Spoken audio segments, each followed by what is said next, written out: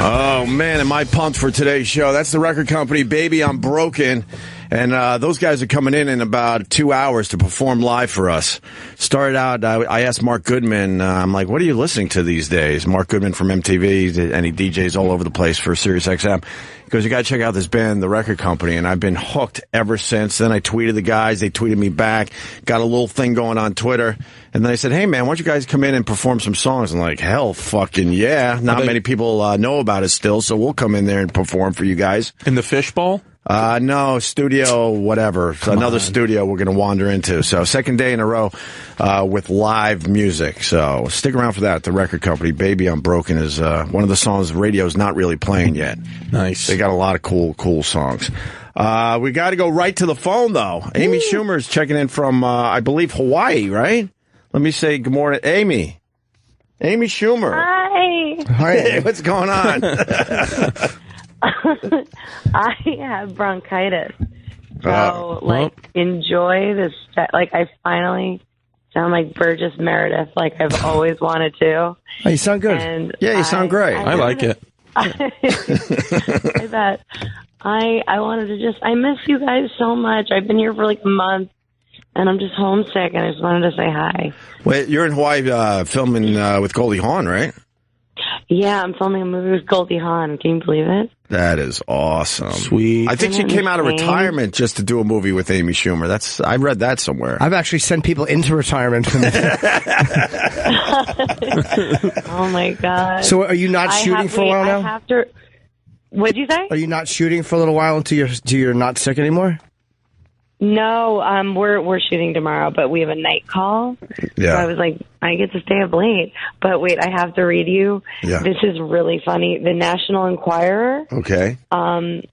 They wrote an article on us, yeah. and I'm looking it up right now. But it made me laugh so hard. I should have had this pulled up. Okay, so none of this is true, but it made me cry laugh. Okay.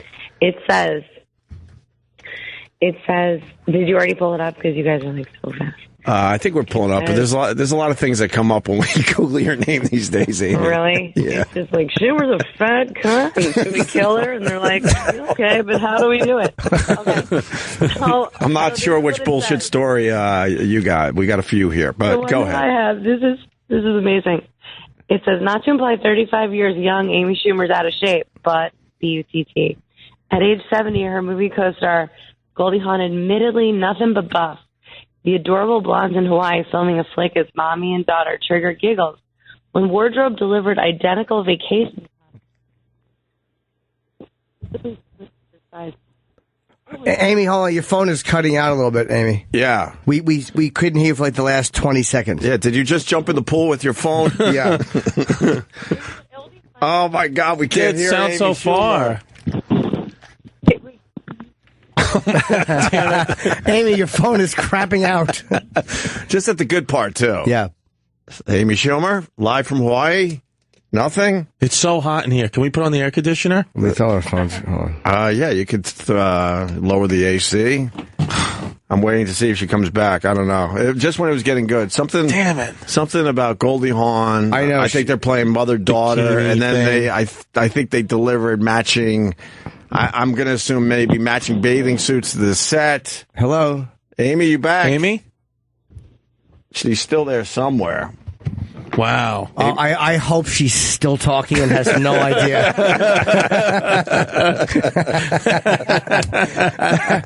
Oh. Well, the phone is still connected. Damn it. We're going to get some... no? I just sent her a text, so hopefully she'll see. Should we just hang up on this? Oh, wait. Are you still talking, Amy Schumer? Can you hear me? Now we can. Yeah, we can. We couldn't for like the last couple of I minutes. heard you guys the whole time. Okay. I heard you wanting me to be talking. You guys piece of shit. I was hoping that was your big confession, okay. something really moving. Did you hear the part where I thought you fell in the pool with the phone? Yeah, I love that you think I'm at a house with a pool. Okay, go So ahead. it says that they switched our costumes, and but stupidly switched their sizes. It was hysterical, says a spy witness. Amy yanked Goldie's shorts up over her voluptuous thighs and ass and ripped them wide open. But Goldie's been wonderful. She rouses Amy to run with her every morning and monitors her diet choices, but it's no struggle. In one movie stunt where both had to jump a fence, Goldie had no problem. The producers were forced to install tiny concealed stairs as an Amy aid. Like she said that Goldie, who is 70, is just flying over a fence, and that they had to install tiny concealed stairs. I was fucking dying laughing.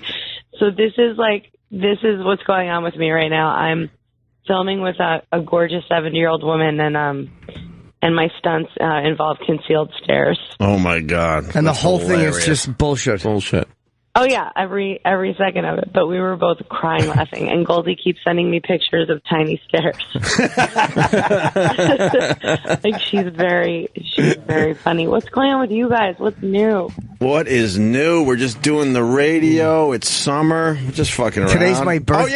Oh, yeah, it's a big celebration. Yeah, we got a huge celebration. Nobody cares. No, that's not true. Everybody, there's a real buzz around the building. It's my birthday. It's a really special day. I what it felt like my birthday? When you gave Ozzy Osbourne a book and he left it right in your face and walked out of the room without it. There was a lot of books. There was 18 pounds of books, and I had bought them for Ozzy's birthday. So happy. Yeah, it made everyone in the studio happy. I mean, everyone happy but Ozzy. It was one of the greatest moments ever. I don't care. Yeah.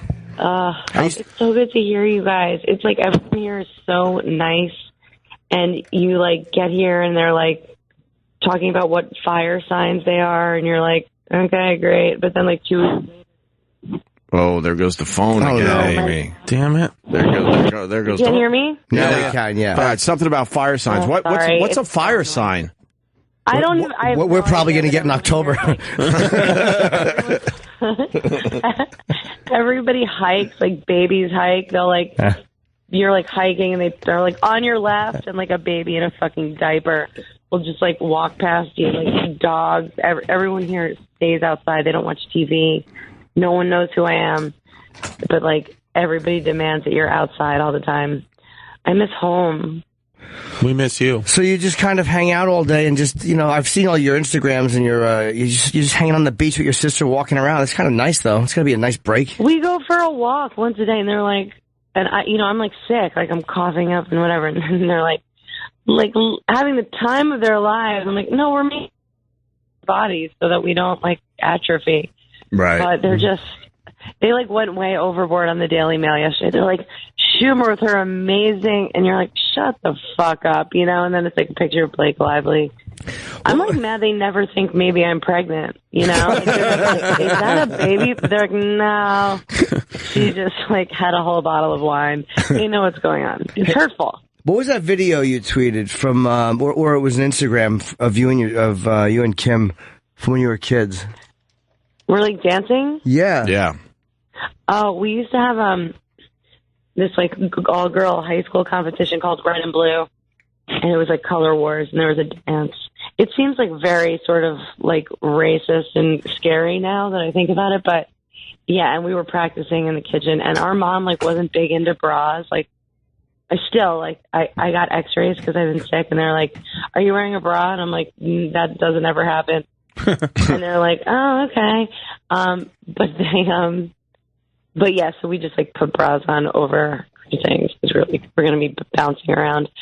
But yeah, my mom's been sending me all these like little videos. You know, Thursdays she's like Flashback Thursday or whatever, and I think she's trying to get her 15 minutes of fame, so she wants to be like video credit. Oh, I see.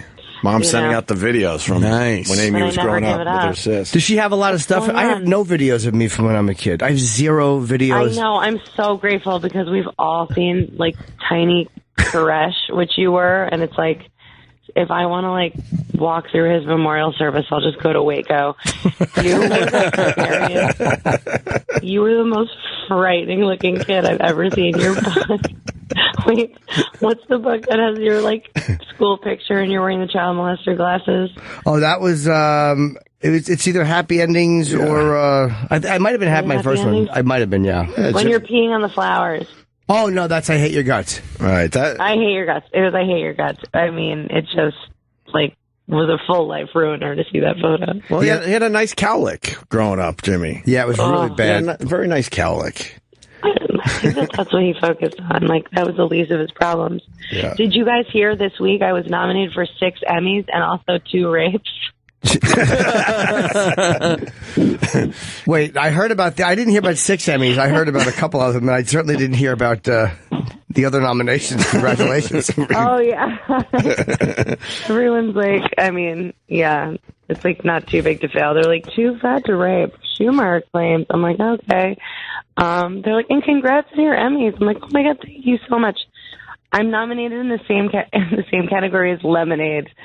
So my plan is to like act like I'm like real ready to win, and then when they say Beyonce, to just like stand up and like throw a full fit. Like, what the fuck? Beyonce? Are you kidding me? Right.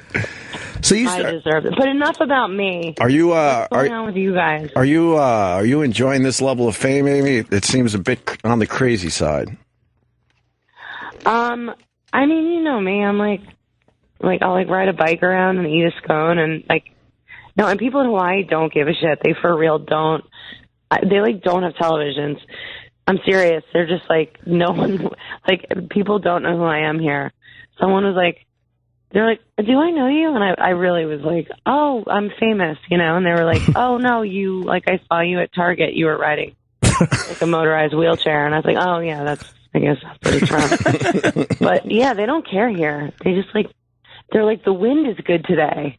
Right. That's like what they talk about, the wind. And I'm like, okay. So it must be a nice little a little break. Yeah. Nice little break in the action. Yeah, it is. I get to hang out with fucking Goldie Hawn, my hero. That's pretty cool. great. He's the real deal. Like, the shit. I was The absolute shit. Leslie Jones came into the cellar the other night, and she was just talking about how people are bothering her now and how she fucking hates. I just heard about She took on Twitter last night, or all day yesterday. Well, they've been dicks to I don't even mean that. I mean, they've been total dicks to her on Twitter. I mean, just with people, fans. Because I just, like, somebody she tweeted me, like, why aren't you talking about her? And I was like, I just tweeted. She literally took on Twitter all day yesterday. She was retweeting all the racist tweets that people sent her way, and then it just got worse. I didn't even mean. I meant like fans just approaching her. She for her this is brand new, so she's like she hates it. She's eating and she makes eye contact with someone. They just got to come over and talk to her. But the fact that they're bothering her on Twitter, it's like for what? She's funny, and they're also being dicks to her because she's in the new Ghostbusters. A lot of people don't appreciate the fact that they remade Ghostbusters with a female cast. So she's getting some of that heat, which is ridiculous. Sure. She's just really, really funny comic. At what point do you stop caring about people talking shit? I can't hear you if you're I hope you're giving a really poignant answer right now, and none of us can hear it. I'm actually giving you a compliment, and that's why, like, I guess divine intervention is cutting my phone out. Because... Okay, now we can hear you. Please proceed with compliment. Yeah, her phone's going out. Yeah, the Leslie Jones thing yesterday was pretty big. She just retweeted like this one. Okay. You think calling me gorilla is funny? You're sick and very, very sad. You must hate yourself to put out that kind of hate.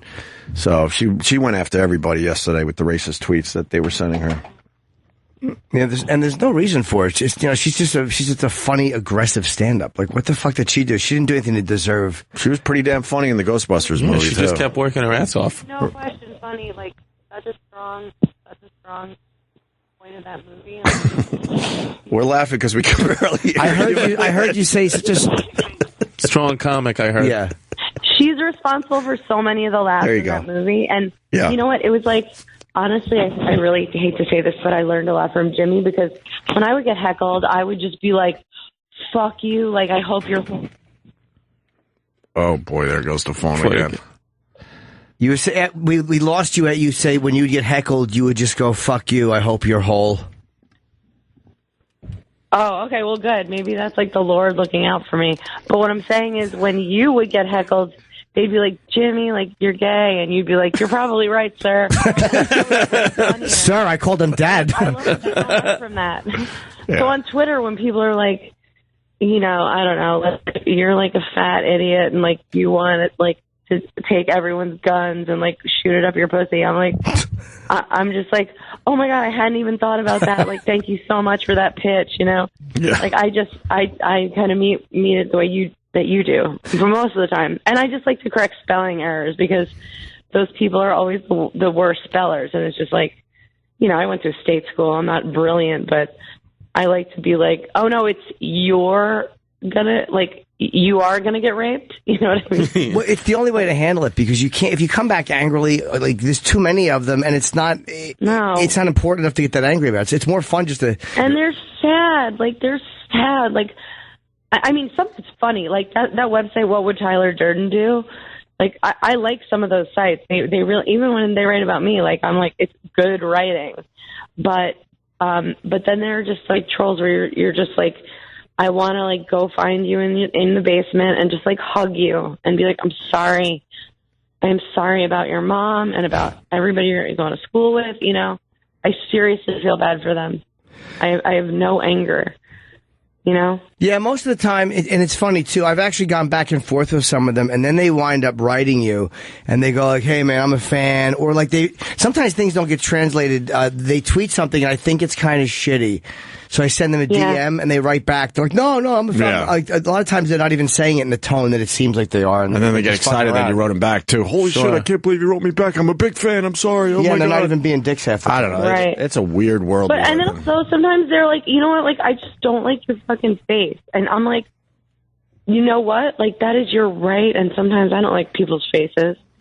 And, like, so I'm sorry. You know, I wasn't, like, in a lab, like, this face is what but you're just like, fuck it, whatever. You're allowed to express that. But like, I just started reading the things people were saying to Leslie, and it's just like, oh my God, like, shut the fuck up. It's just so weird. The anger at chicks is so weird. And it's not like men hate women. It's like women are like, it's 50% women just being like, bah, and you're like, you know, you can't, it's not even like you can be mad at men. It's not men. It's everybody. Right. Yeah, I don't know why they're going after her. I mean, she's done nothing to inspire that. She just did a movie. No. And she's funny on SNL, and she's a fucking hilarious stand-up. No, this whole Ghostbusters thing, it's a big fucking deal. They're attacking everybody that's part of that movie because they did not want it remade with a female cast. I saw it, and I just thought it was a good movie, man. That's all I thought about. I liked it. I was like up for it. I was going to maybe be in it, you know, and like, so usually you're like bitter, but I'm like, I just liked it. I liked that, but I mean, can I just like be vulnerable right now and tell you I really like the BFG? I saw it last night. Did you guys see it? No, what's the BFG? Big, friendly giant. It's about Kenny. It's about Club Soda Kenny. The BRG. It's a documentary about how he was made. And like, I thought it was really interesting, you know, and like, it's about a big bumbling guy who nobody can understand, but he's like nice and he knows how to drive. So I was like, I loved seeing Kenny's like, you know, finding your roots. I thought it was cool. Yeah. Oh, is this this is like they said there was going to be like the next E.T. Yeah, was it 3D? Spielberg directed it. Yeah. It's a Disney project. I didn't see it 3D. I didn't see it 3D. Yeah, it was Spielberg. Right. I didn't even hear anything about it, but I loved it. Did you cry? I cried in the car on the way home, but for other reasons. Oh, no. I'm just like in pain. Like, I've never had this, but when your cough is so bad that you bruise a rib. Yeah. Like, I seriously, yeah. So have you had that? No, but I've had other maladies, let's just say. Is it... Okay, let me put this in terms you'll understand. So imagine, like, you took a dick all the way up to your rib. Oh, my God, that would hurt so much. I feel like I coughed. Yeah. That's what my problem's been. Are you sure you don't have... Remember Anthony had pertussis. Right. Anthony, at one point, was out for a week. That? It's such a severe... It's like what they used to get in, like, the 1600s. It was a very, very old-school cough. It's a weird cough. It makes you sound like, I'm trying to remember now. It's really strange to hear someone have that. Oh, my God. How are you getting... You treat grenades like gerbils and jam them right in your asshole. No, I don't know. I think I just had bronchitis and I coughed How the hell are you going to get your voice together for shooting? For shooting, they're going to have to ADR it. It's just like... Oh, no kidding. Yeah, or we can just be like, you guys, the fucking guy in the 30 for 30 who was friends with OJ. Remember that one guy who... Did you guys watch it? Yeah, I loved it. Yeah. Which one? The guy with all the sunspots on his skull?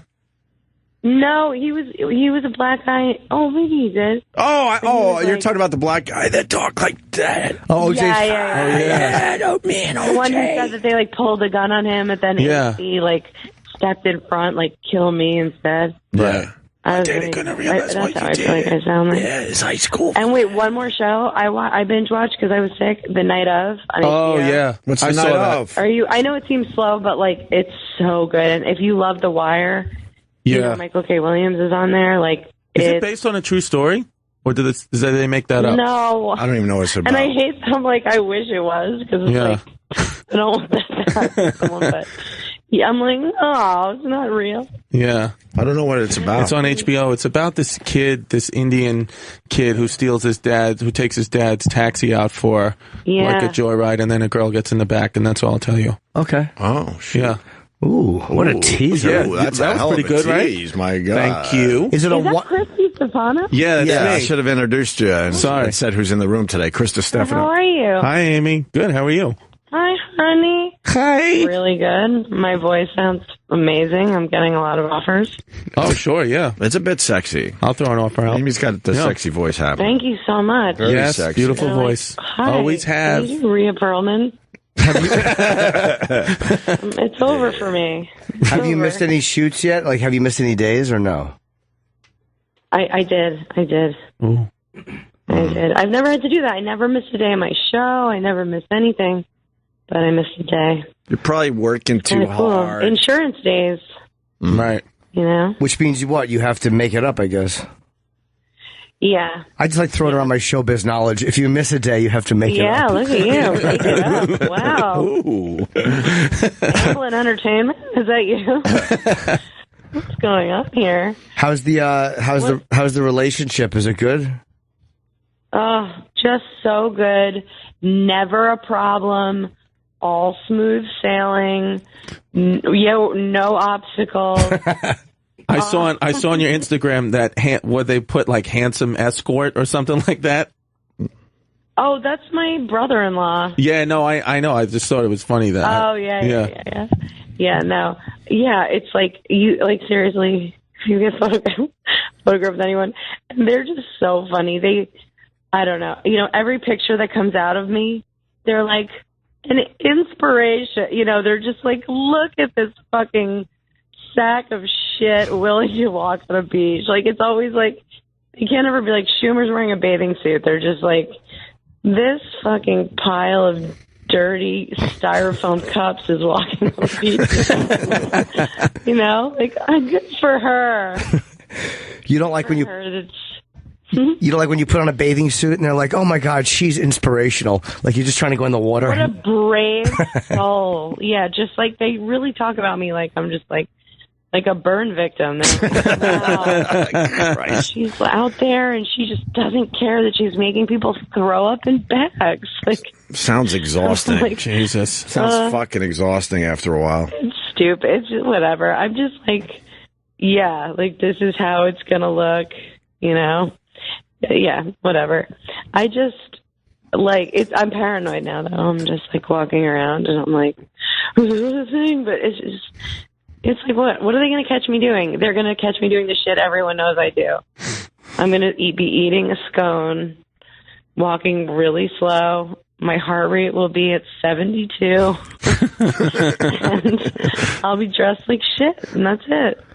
That's kind of nice, though. You never have to worry about getting caught out there. It's like, who cares? Right. Fuck it. Right. Here I am, like, fuckers. Nope, she was already. Yeah. Yeah. Like, what's the movie about? I don't know, and I feel so bad about that. No. Goldie plays my mom, even though my dad keeps being like, so your sister? And I'm like, no. So she, I'm supposed to go on a vacation with my boyfriend to South America, and then he breaks up with me, and no one else will go with me, so I bring her, and she's like basically agoraphobic and is afraid of everything, and then everything that she's afraid of winds up happening. She thinks they're gonna like steal our organs and like rape and that it all happens. Like we get and then we're like it's an action movie. Like Goldie and I we're in an action movie. It's an action movie. That's why the tiny stairs. It's honestly funny. Oh, it's not. Yeah, that's why I need my tiny concealed. that's gonna make me laugh all morning. I rake on top. Tiny stairs, though. What the fuck? What, are you doing any of your own stunts? Yes, I am. Sometimes I have to walk and talk. Ooh. Yeah, so I was like, and I didn't sign up for this, but they're like, can we just get one where you're walking and talking? I'm like, let's get a motorized wheelchair in for this. No, I like a couple of the things, and then some things I get, we all get like that fake confidence that we have no business having. Like my chick, Meredith, who's my stunt double, she has to jump from like a building top to another building top, and I'm like watching her do it, and I'm like, I think I could do it. Like I'm gonna do it, and they're like, yeah, and I'm like, I've got it. And I go up there, and I was just like, I'm like, no, I can't do anything. I can do nothing. And it's actually really embarrassing to be like, they're like, okay, Amy, pretend like you're about to do something. Okay, pretend like you just did something, but but remember, you're ill-equipped to do fucking anything. So she does everything, but I did have to do a little capoeira, which is really funny. That is really funny that you have to pretend you're going to do something, and then it's such a reminder that you're a piece of shit. Yeah, they're like, okay, you're a lump of shit, so go sit in your chair, and then this person who's actually not a human being is going to do what we're going to pretend that you're supposed to do. But just remember that you're human garbage. Okay. Got it. Thank you. Some people just insist on doing their own shit. They insist on doing it. Tom Cruise. Tom Cruise does his own stuff. Tom Cruise does a lot of his own shit. God. Like, why? Why? I don't know. I mean, I think it's just alpha. So Jackie Chan. I think he can only come if he's like watching himself do a stunt. He's like, this is when I was hanging off the Burj Khalifa. Ooh, I'm like, this is when I sat down and they were passing around crab cakes on set. That's it. Yeah, he's one of those guys that just seems like he's not happy unless he's the guy doing everything. I don't understand that thinking either. And how do they fucking insure you when you're Tom Cruise to hang off an 1,100-foot building face? Like, what's the win in that? It's stupid. I've never met him, but he seems like a boss boy in energy, and like nothing makes me more uncomfortable than like someone oozing with hope and like integrity, like I heard he's just like, hey, and you just meet him and you're just like, yes. Like anyone who meets him is just like, I don't know, but I need to suck his dick. I don't want that. I don't ever want to meet Tom Cruise. Yeah, too much positivity. Is there anyone, Jimmy, you love meeting people and taking pictures. Who do you like really not want to meet? Is there anyone? No, I can't think of... Other than the parents of the women that you take... Why would I want to meet them? I'm older than them, usually. No, I can't think of anybody, because most people have been fine. I haven't had a few annoying experiences, but no one's been terrible. They end up being very nice in the end, most of them. Who was the meanest? Is it still Marlo Thomas? I remember you said she was... Oh, my, I forgot about that. At the Comedy Cellar, yeah, she wasn't very nice. Yeah. Wait, who? Marlo Thomas. Oh, Marlo Thomas.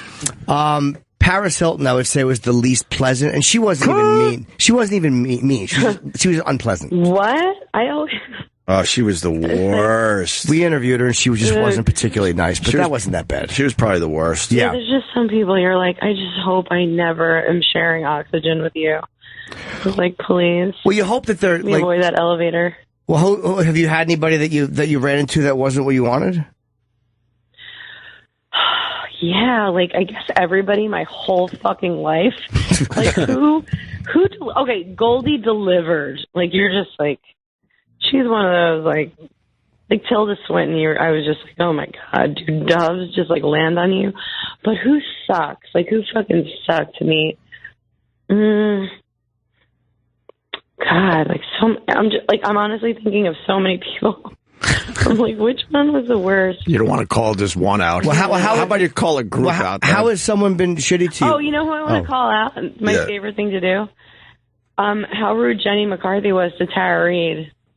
I didn't hear that audio. What did you hear it? No, I did not hear it. We should play it on our show, actually, yeah. They went at it. You know what? I know nothing about, like, their relationship. I've never met either of them, I don't think. But, you know, Jenny wasn't that nice to a friend of mine. But just when you hear, like, you know, I'm like so gay for women. Like, I just, like, fucking love my girlfriends. And I'm just like, why wouldn't you just be nice to each other, you know? So and it really seemed like she was just bullying her. And you guys know what it's like. Like, people will come in and they'll be like, hey, can you not talk about this thing? And you'll be like, oh, okay. And, like, sometimes you'll fuck with them. But, like, she didn't need to do, I don't know. Would she go after her plastic surgery? I'm trying to get the details here, right? Yeah, it was like her plastic surgery. And then it was just like on her way out, she's like, okay, like, hope your knees don't like buckle on the way out and hope you stay married. Like, it was just like, what are you doing? And I don't know their deal at all. Didn't Jenny McCarthy get a lot of plastic surgery, though? Yep. Uh-huh. Of course you did. Yeah. Good luck with your show. I hope you stay married. We had Tara Reid in here, and we could have went a weird way with her because she was kind of slightly out of it, and you know. But what was your instinct? She was fun with her. I had her convinced that I thought the sharks in Sharknado were real. Yeah. And I kept asking her about like how they made the sharks fall off buildings, and she was very nice. She was like, "No, but they weren't real sharks." She was talking to me like I was a total idiot, so she was sweet. We kept it. Yeah, like, you have fun, fuck with them, but like, what are you like? All right, you're not walking out of here until I like hurt your feelings. Like, just what are you doing? I don't know. Well, She's had a couple things. Like, this past season of the TV show, season 3, I was just, you know, she really wasn't nice to my friend Rachel, so I was just like, let's just like go after Jenny McCarthy all season, and she hates me, obviously. And I know she'll just be like, like, it's, you know, it's like doing a roast. It's like, she's just like, Schumer's no talent. She's, you know, the shit like that my dad would tweet about me. But it's like, she doesn't need, she just, like, just be fucking nice to, what are you doing? That's what I thought. What did she say to and Rachel? I have not kept up with Kim and the Taylor, did you guys like read that? Yes, I'm very team Taylor. I happen to be a very big Taylor Swift fan. What's going on? What happened? Oh, no, not this again. Well, we tried to figure this out yesterday. I know what happened. Her music. Like, I know you say she inspires your latest work. She does. She's very good. She picks you up when you're feeling down. She makes you feel like you're a little person, but you can do it. She apparently... Do you like often find yourself wanting to shake it off? No, Mean is my favorite song. I like Mean by Taylor Swift very much. Your old Mean? Yeah. I don't know that song. Oh, come on. It's a hit. You'll Google it as soon as we're done. You're going to love it. It's going to be your new favorite song. Mean. I don't know. No, here's what happened. Kim Kardashian and Kanye wrote a song in which he wrote something about maybe Taylor and I will have sex. I made that bitch famous. You know that song? Yeah, of course. And then famous, yeah. Taylor Swift said, no, I didn't know about the lyrics. And then Kim Snapchatted video she had made when Kanye called Taylor and got it on and said, hey, these are lyrics to the song. What do you think? And Taylor's like, oh, I like that. Thank you for calling me and telling me. So she kind of caught her lying, it seems. Yeah. But then she's like, oh, I didn't know he called me a bitch. I think the bitch line is the one that she didn't know about. Yeah. Yeah. Okay. Well, as someone who, like most of us, we have, you know, almost no information. I want to form a fully committed to opinion. And it's like, yeah, if he's like, yeah, you have to hear the whole conversation. If he was like, hey, you're going to be in this song, it's like, oh, cool, thanks, man, for thinking of me. But if it's like, and then you're listening and it's like, I made this fucking bitch fan, you're like, I agree to, bro. I get it. Yeah, people are so ready to hate Taylor. I go back and forth where I'll be like, like it. Your phone's crapping out again. It's probably when you're moving around a little bit. Yeah, are you moving around? Well, you lost you again there, Amy. Amy Schumer on the line, live from Hawaii. There you go. Look, I'm on I'm in the winter of my life. I'm going to go before Keith Robinson. Do you know how upset that makes me? The 2 canes. I need leg braces. That was very funny, by the way. There and kick that cane out right from under. We were at the cellar one night, and Keith had his cane, and Amy goes, "Here you go," and she stands it up, and when he goes to reach for it, she just pushes it on the floor.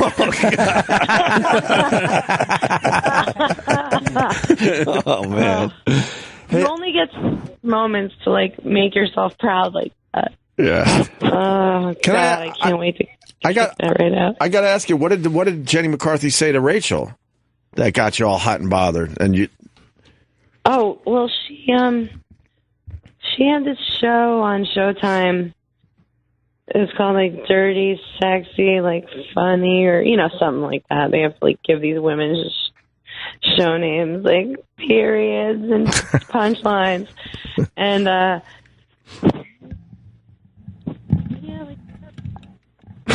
Damn your awful phone. I hope you listen back to this.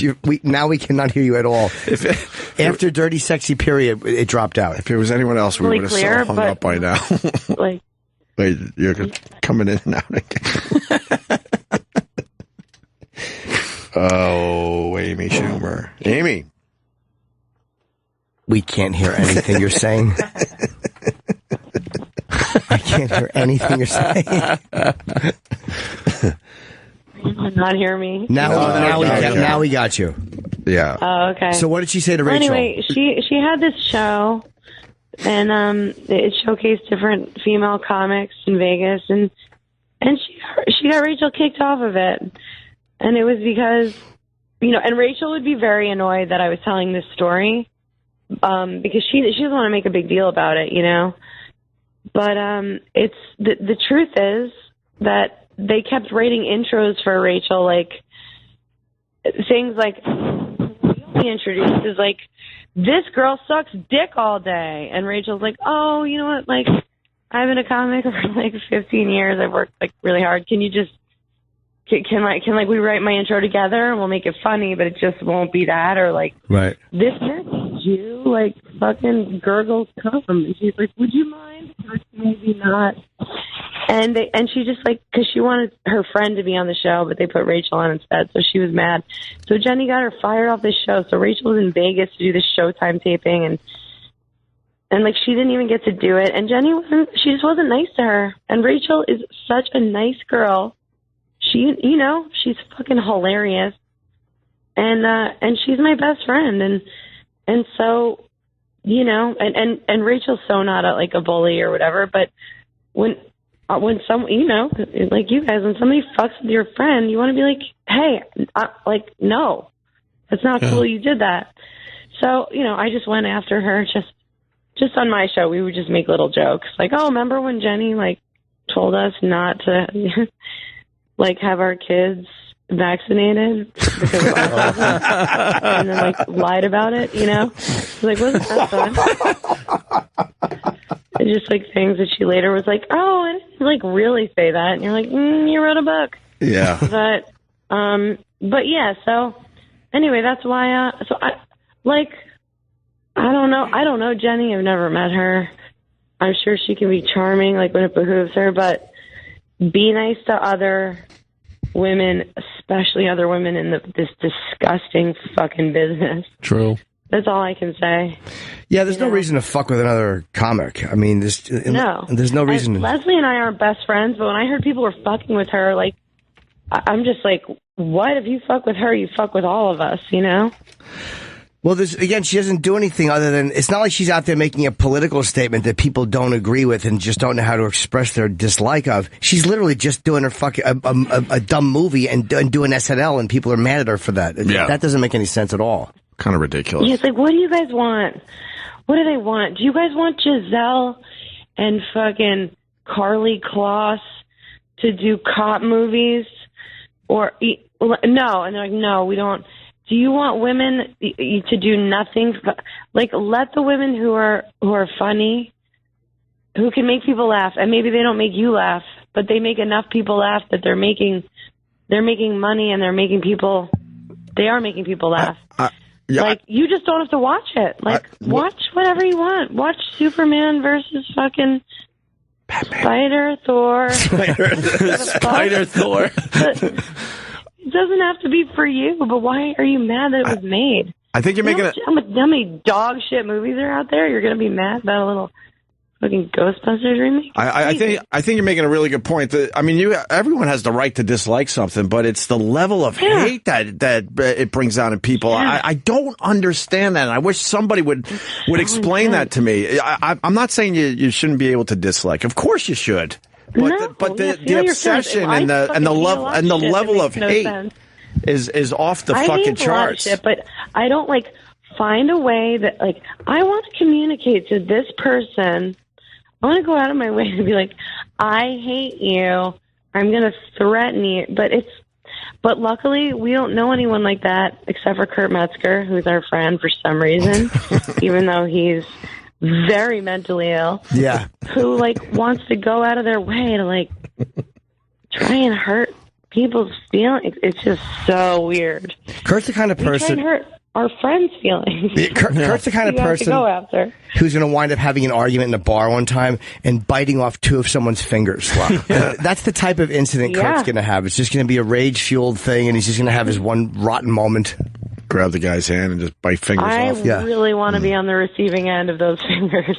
I really want to be the one to just bite down on his knuckles. And those are big fingers. Yeah. Everything about him, it's just he wasn't made well. Right. He really is a big fucking monolith. And Kurt's a weird guy. When you're doing something with him, you won't hear from him for 2 days. Then all of a sudden at 4 o'clock in the morning, you get 70 ideas texted to you. Yeah, you're just do you know that you text fucking Gacy? He's terrifying. But he's such a sweetheart. He was so many people. I got so many just begging, just fire him. Just these chicks are so mad. They're just fire Kurt Metzger. And I'm just no. He's my brother. And he's worthless and godless. That's God for Kurt Metzger. If I were in my 60s. Not now. Now I wouldn't even get a splinter for him, but you know what I mean, down the line. Why'd they want you to fire him? Because he's an idiot on Facebook, and he'll engage with people, and he says really outrageous things. He calls people cave Jews. Wow, really? What? He's always on Facebook. He's always calling people cave Jews. And I'm what does that even fucking mean? What's a cave Jew? I don't know what that is, but that's hilarious. That's what he writes it all the time. I'm jealous I didn't think of it. Yeah. Why didn't I think of cave Jew? Cave Jew. Yeah, he hates everyone equally. Yeah. I think that's fair when you're disgusted by every single race. I'm guessing that something like cave Jew is probably a sarcastic quote from somebody else. It's probably something somebody else has said in seriousness that he's using sarcastically. Yeah. Are you guys writing the next season, or you don't know yet? No, we don't know yet. I'm just trying to get it so that I don't feel like there's a fucking blade in my rib. Tomorrow, I shoot a scene with Goldie where I have to try and kill a henchman. A henchman? A henchman. I wish you could see me and Goldie Hawn chasing people and riding in trucks with chickens. It's just so it's actually going to be a funny movie, and it's going to be good. I promise. But Colin's in it. What is he doing? I tried to get him in it, and everybody was like, no, we don't want him in it. And I was like, look, I get it. He sucks, and no one likes him. Oh, my God. But he's sending me all these texts. He's like, I'm taking this up. I'm taking this straight to Goldie. But then, I found a way to, work him in. He has this, really dumb role. Wanda Sykes is in it. I saw his tweet. He is playing a doorstop.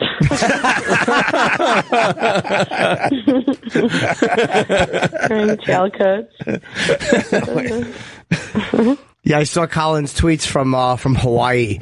He sent some obnoxious tweets when he was out there. Yeah, he enjoyed his time out there, did he? He's an awful person. He shouldn't be allowed nice places like this. Yeah. So you're going to hopefully be better and be able to shoot. And when do you return to New York? To the States. The States, the main island, like the 15th of August. And I would really love some sort of a welcome home thing. Would be cool. And I'll be promoting my book then, so I hope I can come in and you guys can be like, oh, your book. And I'll be like, you didn't fucking read it. And you'll be like, yeah, but... We read books these days. You do? Yes. Good. You can learn some... Did you read Bear Grylls' book? Last time I was in there with an author, it was Bear Grylls. No. I'll give you $1 million if you read one page. That one I could admit I did not read, no. I'm reading Pencil... Like, I wore a seal skin for 90 days with no food or water in Greenland. And, looking at you guys, and you're like...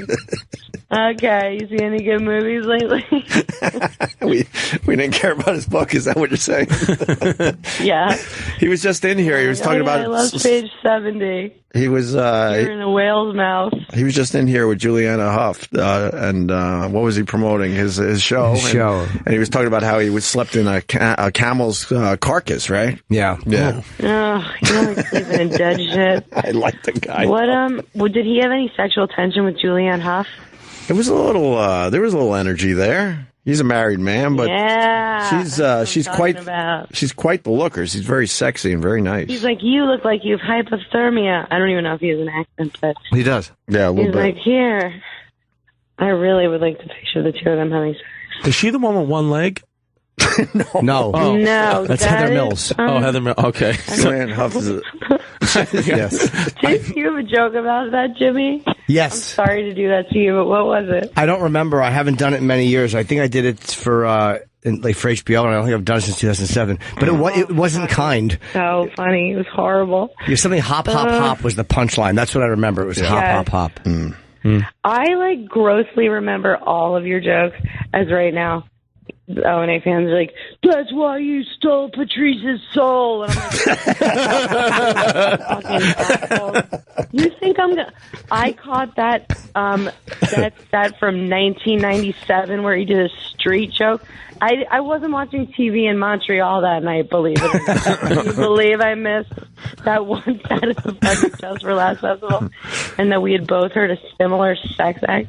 Anyway... But I remember in your book, you had one line on I Hate Your Guts where you were, talking about Jeter or something, and you were like, that guy had more trouble finding a place than Karen Carpenter. I was just like, I'd fucking die for this man. Thank you. I think I was talking about myself, actually, when I was a young pitcher. That was my Little League chapter, I believe. Oh, God, I've seen your Little League pictures. Very nice. That'll just make me just go barren. I was a very sweet boy. Taking off like the up balloon. So what about something for my birthday? I think that we're trying to get people to do nice things for my birthday. We are? God, it's I just hate people who care about their birthdays. It's like, are you a black receptionist? Who cares? It's my birthday. I'm like, who the fuck cares? You were born. I've just never, and maybe it's because I had a bad childhood and we just stopped giving gifts when we were 6 when we went bankrupt. But it was yeah, my mom would be like, oh, you needed socks, and I'd be like, oh, thank you. What a great day. But yeah, your birthday's canceled. No, it's not. It's being celebrated by all. I normally don't celebrate. I get very depressed on my birthday because it's just you're older. Sure, yeah. But everybody's wishing you. Nothing to show for your life. But what's the plan right now? Yeah, what are you going to do for your birthday? I don't know. My people always my parents will always ask me what I want, and it's I don't know how much. You don't want to say I tend to go really high with what I want. What do you want? I got BMW. Why don't you just ask them to come out with a new kind of cookie? They live in that tree, and they're always cooking up new recipes. Just as the Keebler elves, you would think that your parents could come up with a new fudge stripe. Are you implying that my family are little creepy elves and My parents should make me something from that tree? Yes, that is exactly how they registered to me. What did you tell them you wanted for your birthday?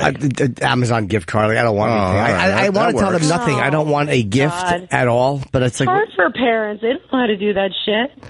You're going to go to the fucking Amazon. Yeah, I don't really want much. When is your birthday? Today. Oh my God, I hate talking to someone and then realizing it's their birthday. Why? It's so embarrassing. Oh, come on. So much pressure. Day of celebration. Oof. What do you want me to send you? I'll send something to the studio. Do you want anything? No, I'm okay. That's allowed? Get something from Hawaii. A little trinket from Hawaii for your birthday, Jimmy. Yeah, you remember? How about a necklace like the one Greg Brady got when he was in Hawaii? Like the bad luck tiki, something like that. Yeah.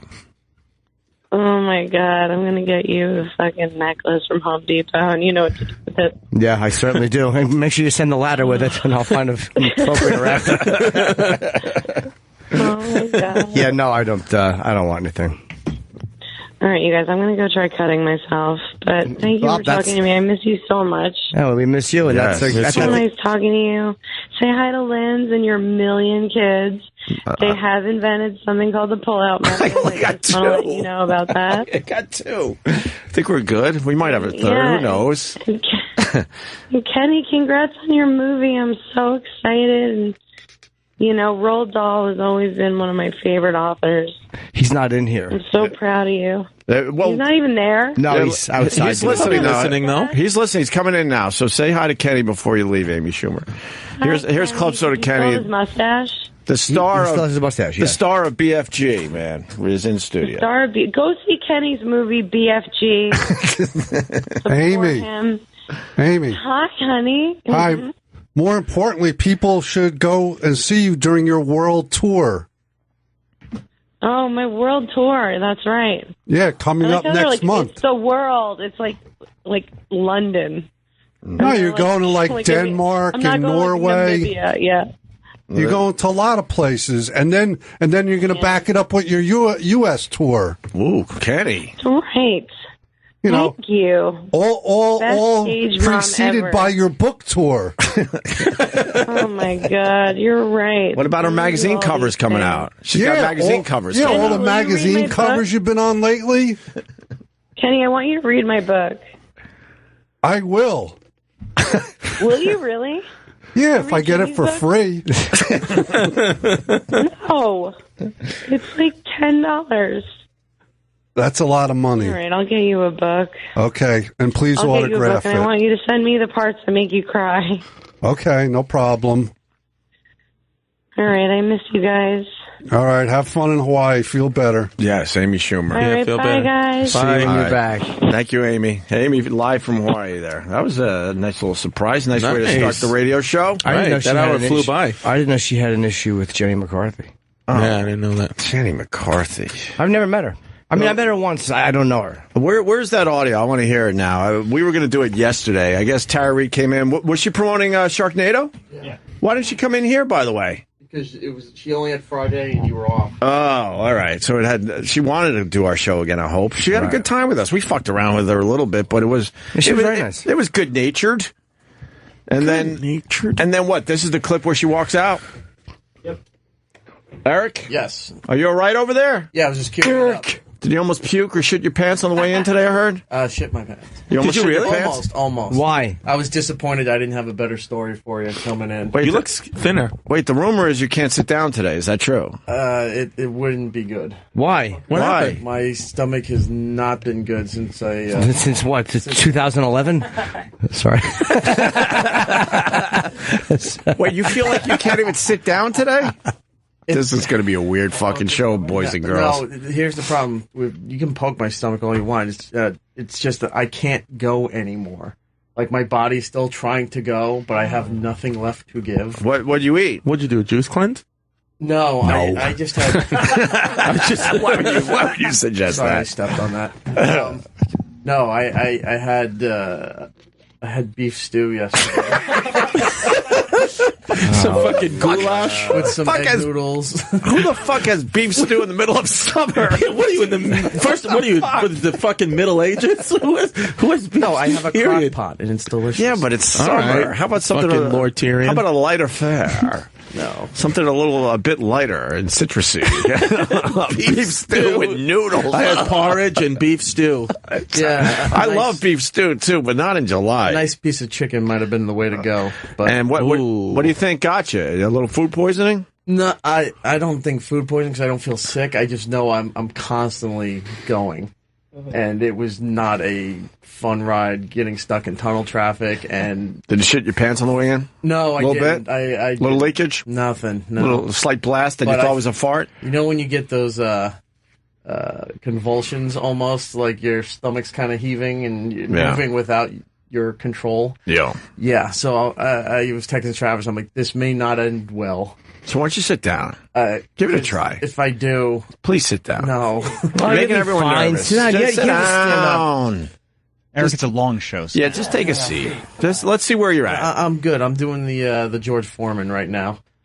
What's that? Where he doesn't sit down between rounds. I hope you do the Ali soon. Will you just sit down, please? You're making everyone nervous in the studio. Have a seat. Relax. Tell me what happened with Jenny McCarthy and Tara Reid, who we found very lovable.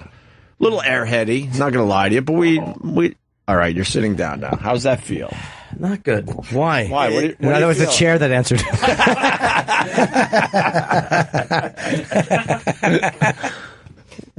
How's it feeling now that you sat down? It's it'll get bad if I keep sitting down. You want coffee? No, I don't want coffee. I'm good. I'm good. All right. Anyway, so Jenny McCarthy. Tara Reid walks out on Jenny McCarthy. And we got the clip here. Yeah, this is a clip from the show. All right, let's take a listen. I heard she got a lot of press on this one, huh? Let's hear. Talk to you about Marriage Boot Camp because I fucking love you on that show. But are you glad you did it? Are you glad that you did Marriage? I think the whole thing's absolutely like so stupid and silly, and like we're not even talking about it because there's confusing things about it. So like right now we're just talking about Sharknado, so it's not even. Oh, so someone's pissed off at them. No, we're just not. It's not worth the time to talk about. Oh my god! But I loved it so much. Are you pissed off too? Can you pause for a second? 30 seconds in, I have no problem with Jenny McCarthy.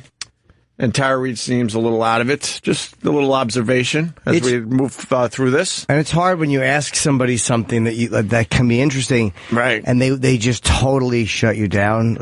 We don't like that when that happens to us. The show that she's talking about is currently on the air, right? Like it's a show that Tara Reid is doing, and Jenny's saying that she likes it. So it's not an old show. It's not like you're bringing up something from 8 years ago. No, this is a brand spanking new, still airing original episodes. Okay. This is like, yeah. So, I mean, to be completely honest, right now, I have no problem with Jenny McCarthy. Let's see how this works out. Are you pissed off at the people's comments or just the show in general? Babe, I asked you, please let's not talk about the show. We're all here about Sharknado. Okay, so let's talk about Sharknado. So, did you have to get into shape for... Now she's making fun of her. She goes, okay, we'll talk about Sharknado. Anyone else hear that? I love that. Jenny's pissed off. All right. All right, we'll talk about Sharknado. Sharknado, or are you in the still same awesome shape you've always been? No, I mean, it's not like you really... have to get into it's Sharknado. It's like fake sharks. I mean, they're rubber. Do you know what I mean? They have to have someone to see them. So you didn't actually have to outswim them. Yeah, no, we didn't think God, right? I would have been like Terminator 2, and I would have gotten like in like that badass like muscle shape and come back as, you know what I mean?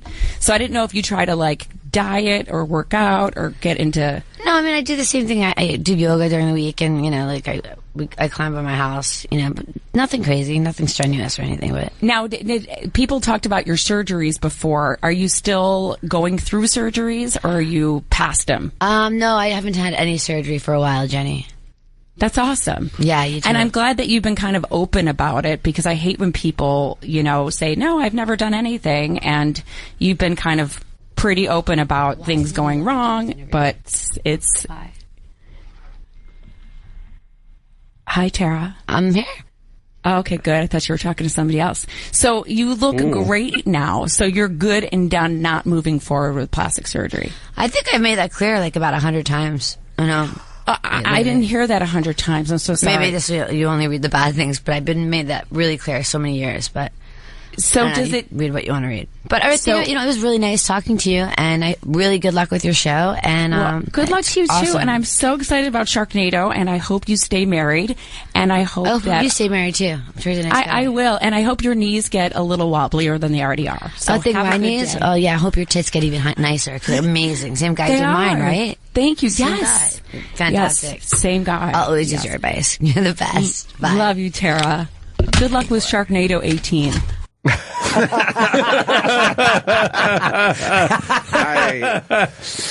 On that exchange. I don't have a problem with Jenny. I don't think Jenny was wrong at all. I don't have a problem with her. I gotta say it. No. I think she's being, Tara Reid has a lot of controversy in her life. I mean, people are whispering behind her back. Is she on something? Because she sounds a little out of it, a little airheady. Yeah, she sounded it there. And then a lot of controversy with the surgeries, a lot of controversy with the show she's doing right now, the celebrity, what is it called again?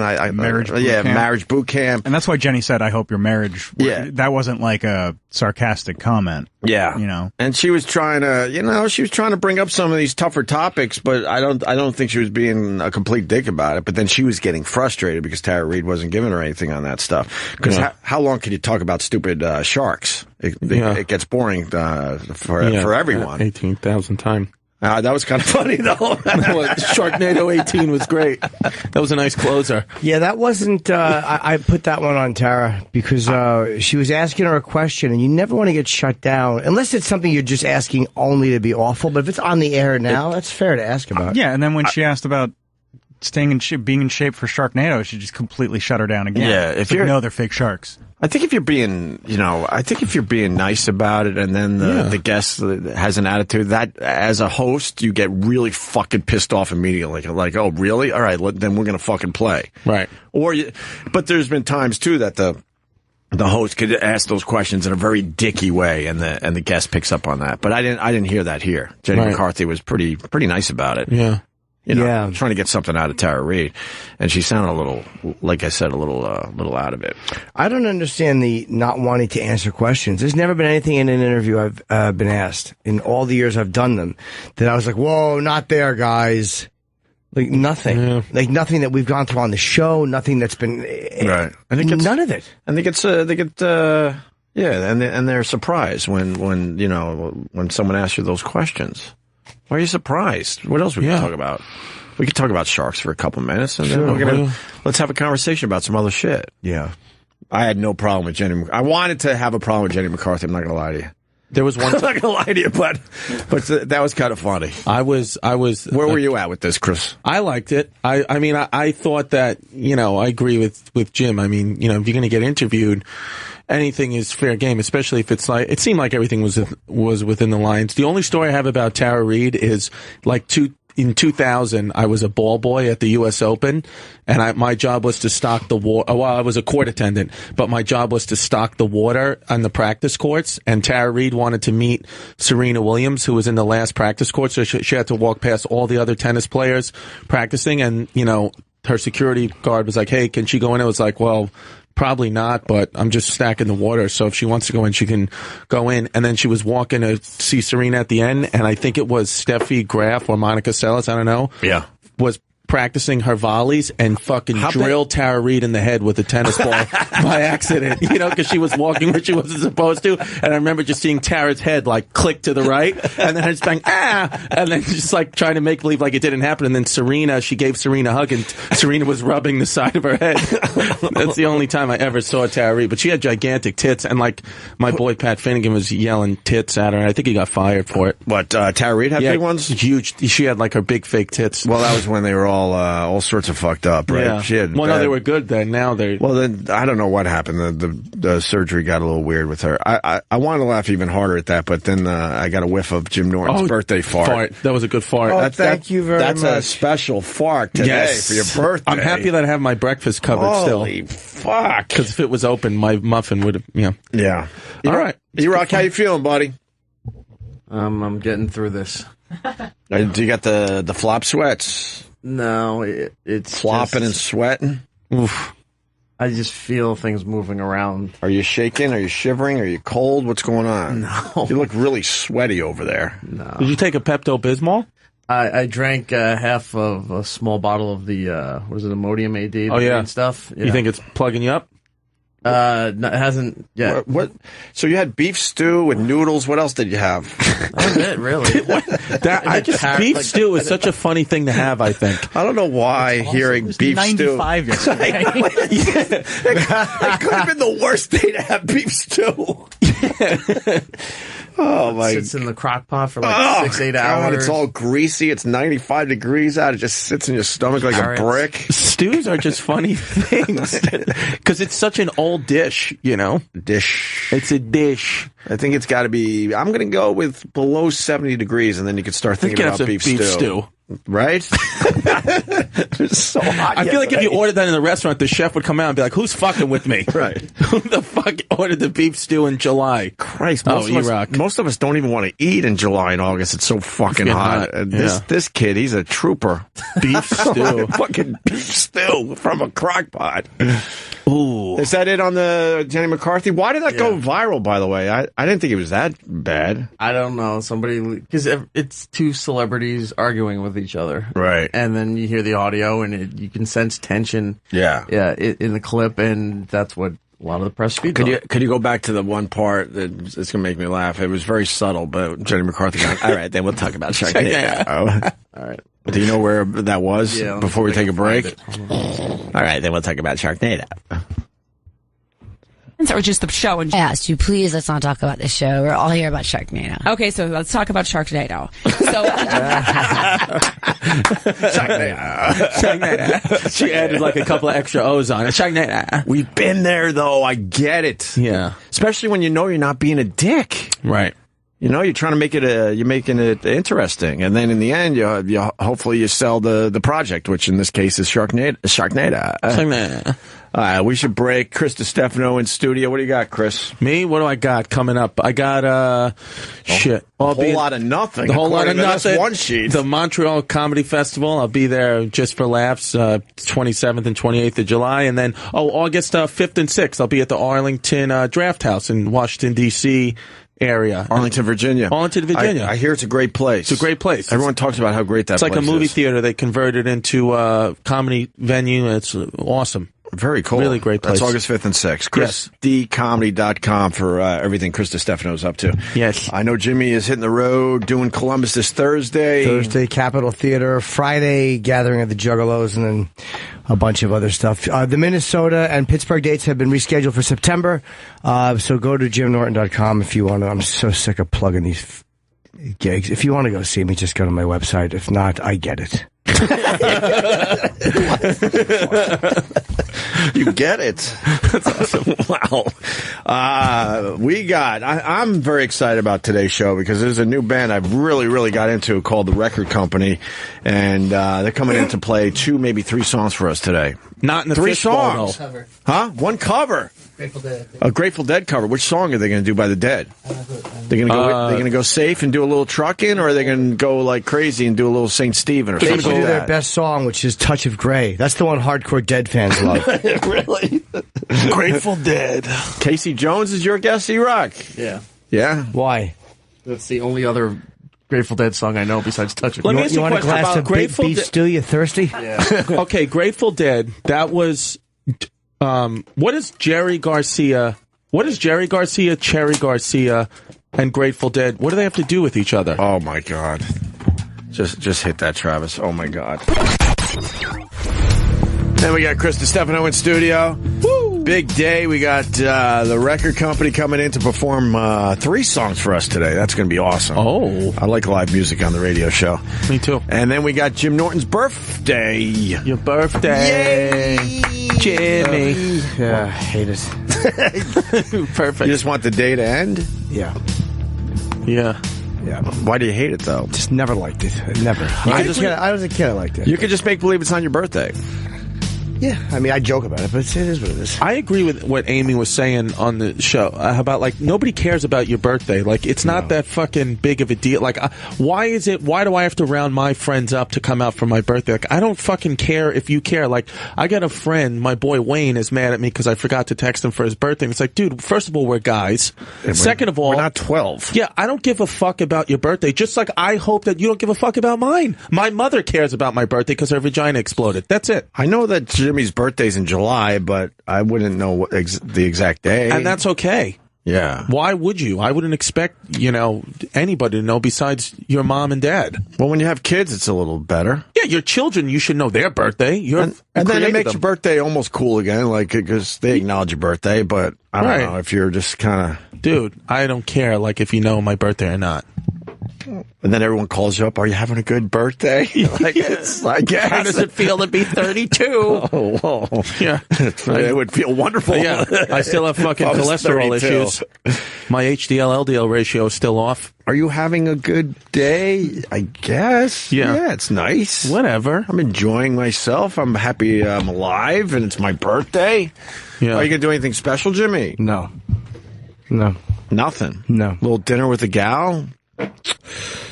Go to the cellar and have everyone sing happy birthday to you at the table? No. Would that happen? Nothing? No. Nothing? They would, well, Liv, if they find out, sometimes they'll just be have nice Liz to or them. somebody will do it. Yeah. No, They'll do something. The funniest, you ever see when it was Kevin Brennan's birthday? And they had this, they got him, the staff of the Comedy Cellar got him cupcakes with Neil Brennan's face all over it.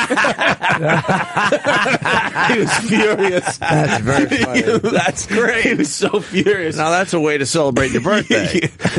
He's very funny. Yeah. Yes. All right, so nothing. Will you open up a card? Will you blow out a candle today? No. I got a nice thing from Chris the teacher. That was nice that he... A signed ball, right? Yeah. It was really... Because when Lenny Dykstra was in, I didn't have a ball with me. I forgot.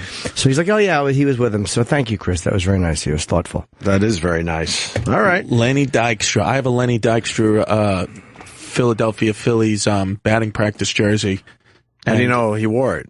Huh? How do you know he wore it? I don't think he wore it. No, I'm saying it's from Mitchell & S. Like, they just make... Mitchell & S is a company, sporting goods company that they just make jerseys the way... I don't know what year it's from. Who gives a fuck? I thought it was a jersey. I thought it was something... I have this one, yeah. Why are you bragging about that? I thought it was something he actually wore, and then you got it somehow. Well, I'm bragging it because I was wearing it when I was in Hershey Park, Pennsylvania last week. And you're such a brown nose. You're in Hershey Park and you wear a Lenny Dykstra Phillies fucking warm-up jersey? It's funny because some people, were like heckling me that they were saying he's like a dirtbag and stuff, and I was like, he's Lenny Dykstra. He was the man for a long time. He played really, really hard, Nails. And it's in the dry cleaner now because I got some shoe fly pie on it. You ever have shoe fly pie? What's shoe fly pie? In the Amish country. But what is it, though? I don't know. It's molasses and sugar. I fucking hate molasses. Yeah. It's horse shit rolled in molasses. Come on it. Yeah. Why would you eat that? It's actually really good. It's a little too sweet, but it's not bad. I got a big glob of it right on the P in Philly, so I had to bring it to the dry cleaner. What is it, though? Is it berries in there, too? Or is what's in there? I don't know. I understand molasses. I understand sugar, but what's the base? I don't know. Something. A little brown sugar in there, maybe? I just took it. I just had a piece at the bird in hand. I don't know. Unsalted, chilled, lard, ice water. What the fuck's in this thing? That's the crust, the filling. Okay, thank you. Wow, there's no berries or anything. Molasses, eggs, and vanilla extract. I'm telling you what, the Amish can fucking bake. Well, what else are they going to do? It's pretty boring out there, to be honest with you. I was really looking forward to it. If you didn't have a phone that you looked at all day long, you'd become a great baker, too. Sure. How was Hershey Park? That was the place we went growing up. Epic. Hershey Park was phenomenal. Do you get sick of the chocolate theme after a while, though? I thought I was, but I hadn't been there in so long, and it was cool to see, my daughter had a good time, my stepson had a good time, some people had never been there who I was with, so my girlfriend had a good time, so I kind of enjoyed it. I wouldn't go back to the Amish country, but I'll go to Hershey Park every fucking year. I love rides. So I bought that Fast Pass, right, where you spend $60, but you don't have to wait on any line. So I was riding shit 2 and 3 times. But isn't everyone starting to buy the Fast Pass? Well, Hershey Which only fucks up the whole theme of that. Yeah, but Hershey only gives out, I think, 200. Oh, so you can't, even if everybody buys it. I mean, and you get now you get, so like if I wanted to ride, say, the Super Duper Looper, which is one of the rides over there, I could only ride it between the times of like 3 p.m. and 4 p.m. So you have to make appointments with the ride. Right. But you don't wait in any lines. Why don't they make just more rides? They should. There's plenty of land out there. What else are they doing with that land? They should. All the street lights in Hershey are Hershey Kisses. I know. Come on. And the sidewalk is like dark chocolate or something. I remember all this shit growing up. I do remember enjoying it, but... It was a great time. Maybe I'll bring my kids someday. Did you have a lot of chocolate? Yeah, of course. I had all that. Peanut butter cups, chocolate. I had all that. My fucking mom, I brought my mom, and then we thought like she was going to be on another floor, and it turned out we had adjoining rooms. And she was like, "Isn't this great?" I was like, "Yeah, it's fucking perfect." I went to finger my girlfriend, but now you're here. Well, if you're going to, I can't. Who's going to watch the kid if you're going to finger your girlfriend? You're going to give her. Well, I was just going to wait till the kids go to sleep. Oh God. What? That's weird. What do you want me to do? How close is the kid as you're fingering your girl? Mom, my kid, they're in the other bed. Oh. There was a 2-bed. All right. Yeah, I guess you got to do stuff like that from time to time. Did you guys watch the convention last night? I did not. No, I missed all of it. It was very entertaining. Rudy Giuliani was up there yelling and screaming. Rudy Giuliani, I like throwing a lot of fear at us that we got to make America safe again.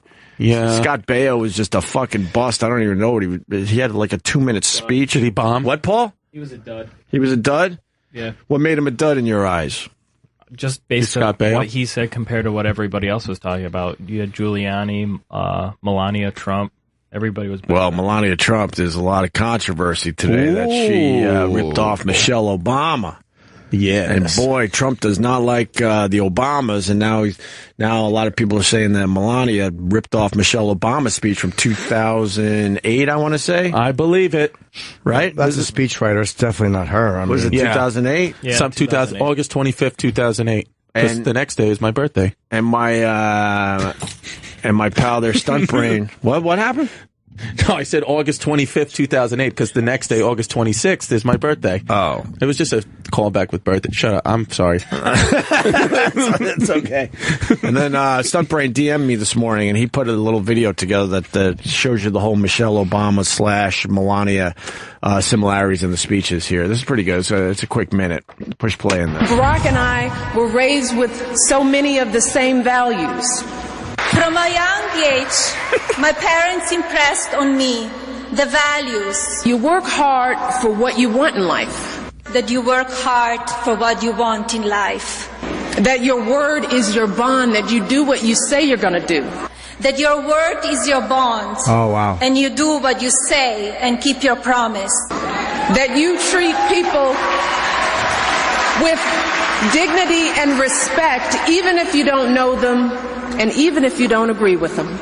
That you treat people with respect. Barack and I set out to build lives guided by these values and to pass them on to the next generation. And we need to pass those lessons on to the many generations to follow. Because we want our children and all children in this nation to know. Because we want our children in this nation to know that the only limit to the height of your achievements is the reach of your dreams and your willingness to work hard for them. That the only limit to your achievements is the strength of your dreams and your willingness to work for them. Oh, boy.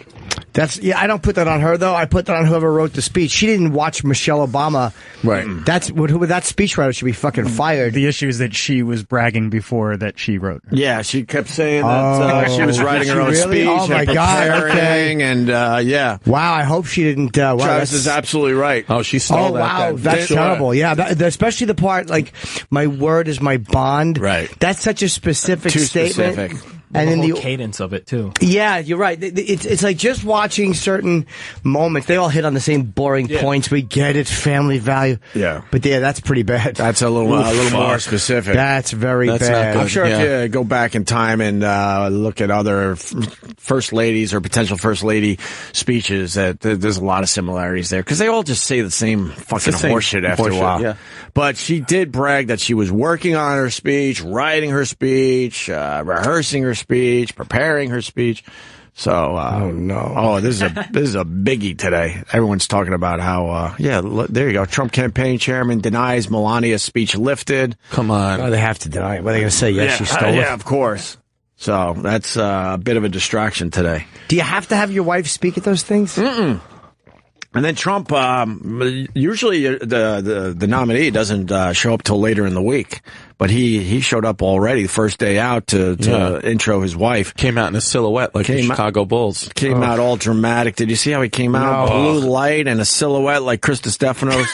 But it was a little different. His body is a little different than Michael Jordan. than professional wrestlers that come in. Then you just got this loaf of bread coming out. And then he comes out to a Queen song. That room, in general, I would assume, not a big fan of the gays. We Are the Champions? Not a big fan of the gays. Not We Are the Champions, did he? Yeah, didn't he come out to We Are the... Or, it was, We Are the Champions. Yeah.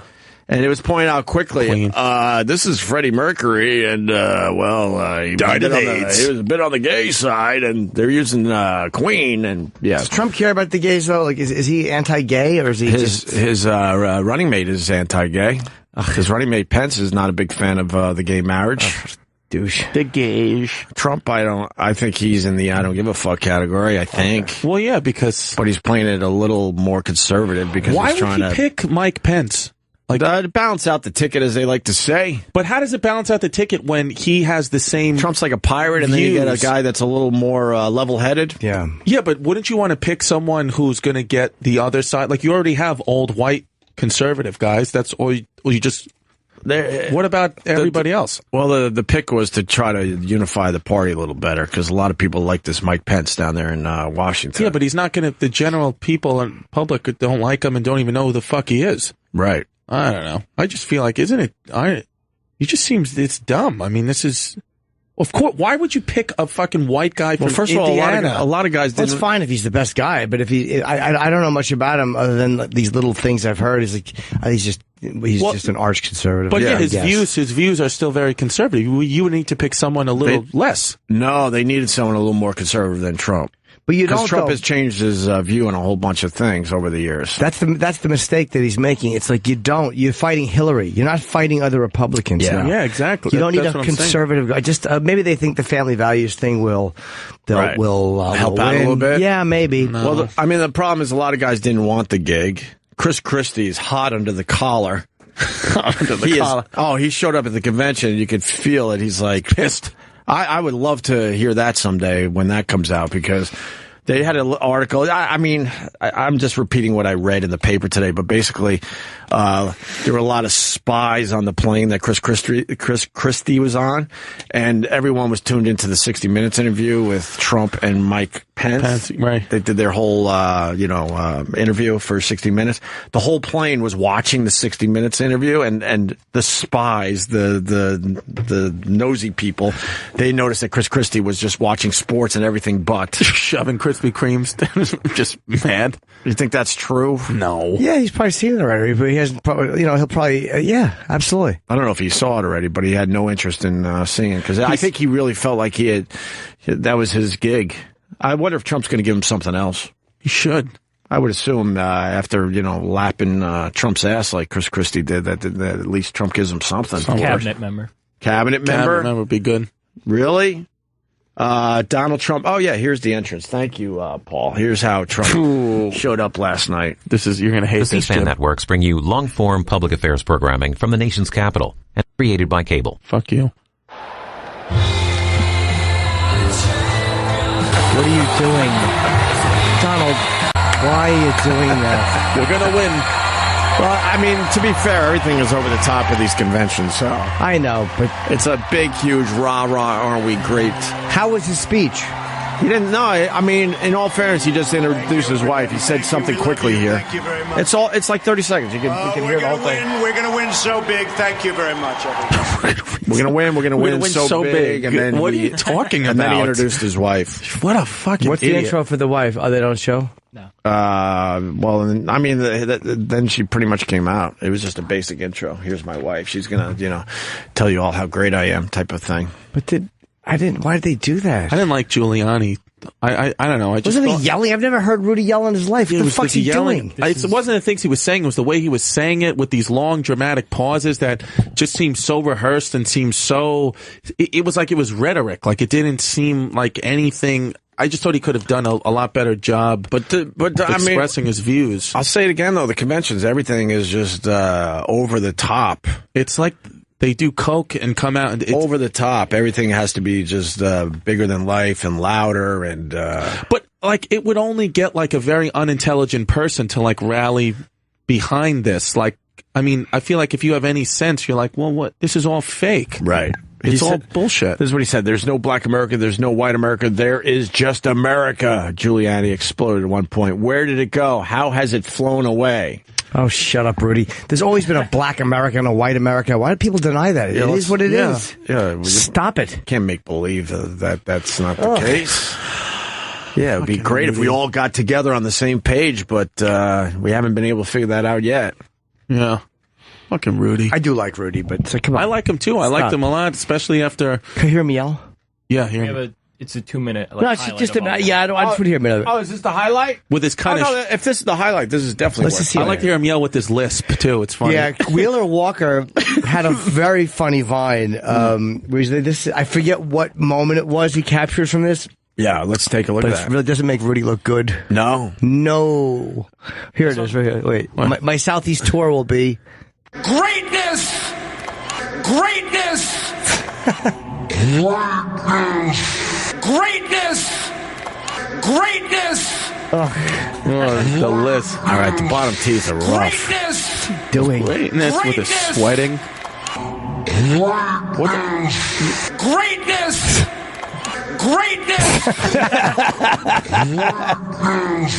Wow, he's got dark brown stains on the bottom teeth. And he just, for the life of him, he can't get the right side of his lip to not quiver. Can't a dentist pick that shit out for you? Of course they could. Why? Can't a grown man fucking say his S's with his teeth closed? Greatness. Greatness. All right, here's the highlights. Greatness. Fucking fix that. You're an adult. Here's the highlights of Giuliani's speech last night. A couple minutes. We'll see how far we get.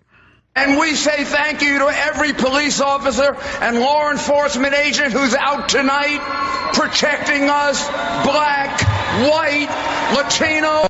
Hold on a second. Can I pause that? If there's no white America and there's no black America, why are there white and black and Latino police officers? Why isn't just all police officers enough? Of course. Why do you feel the need to break that down? Of course. I don't mind that he's saying this right now, by the way. Yeah, but then don't pretend you don't see colors. Yeah, of course. Stop, Rudy. Yeah, it's a bit hypocritical. Silly. Pick one or the other, not both. He's a goof. Success. Yeah. Oh. Race, every color, every creed, every sexual Creed. orientation. What is a creed? What the fuck does creed mean? I'm so sick. Race, color, or creed. We heard that and it flows. Yeah. We heard that when we were kids. Yeah. What is creed? I don't know why you have to add creed. Well, you don't. You don't Or it's have like to saying add that. race or color. Yeah. Race, color, and creed. It flows in spoken word because it's just boom, boom in threes. Yeah. What the fuck does creed? She's a good girl. I love her. Creed. Yeah. Do you? She's got some nice creedy ass What does that lips. mean? I don't know. Anyone. I don't know. I just think about Rocky when I hear the word creed. Of course. That's all I think about. Go back to Rudy. It's a system. I know it's a set of beliefs or aims that guide someone's actions. Of course I know that, Paul. You don't have to highlight that. Jesus. Go back to... But no one says it in daily life. No, they don't. She's got good creed. How about beliefs? Yeah. Beliefs Of is- all beliefs. that would be the word to use there. Every creed. Up. Push play at this. What happened to it?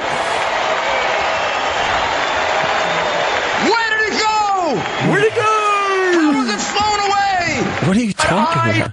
But see, I don't have a problem with this because this is what conventions are. Everything is just a huge rah-rah rally getting everyone Even in the Democratic convention? Yes, they'll do the same Sure. shit. Yeah. It'll be over-the-top energized, dramatic, over-the-top music. You know, Trump walking out as a silhouette. Isn't that silly? Like, why can't people see that this is very silly? Like, this isn't a real thing. It's like they're all on the same page. They just want to blow each other in this. But it's like setting. scary. It's like they're brainwashed. Well, yeah. Yeah. Well, yeah.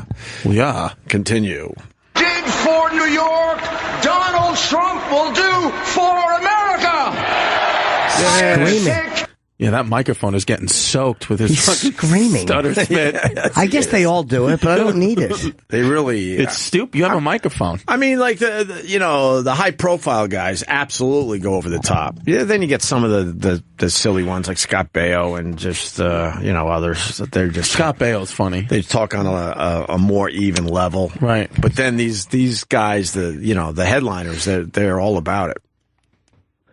And tired of the defamation of Donald Trump by the media and by the Clinton campaign. Oh, shit. You went there. Tired of it. Wow. This is a good man. Islamic extremist terrorism. I said Islamic extremist terrorism. You know who you are. We're coming to get you. And we're coming to get you. Damn. Unconditional victory against them. We are actually giving them the money to fund the terrorists who are killing us and our allies. And someone went, boo! Someone booed that. They understandably. Can we hear that again? Boo! Actually giving them the money to fund the terrorists who are killing us and our allies. Hiss! Hiss!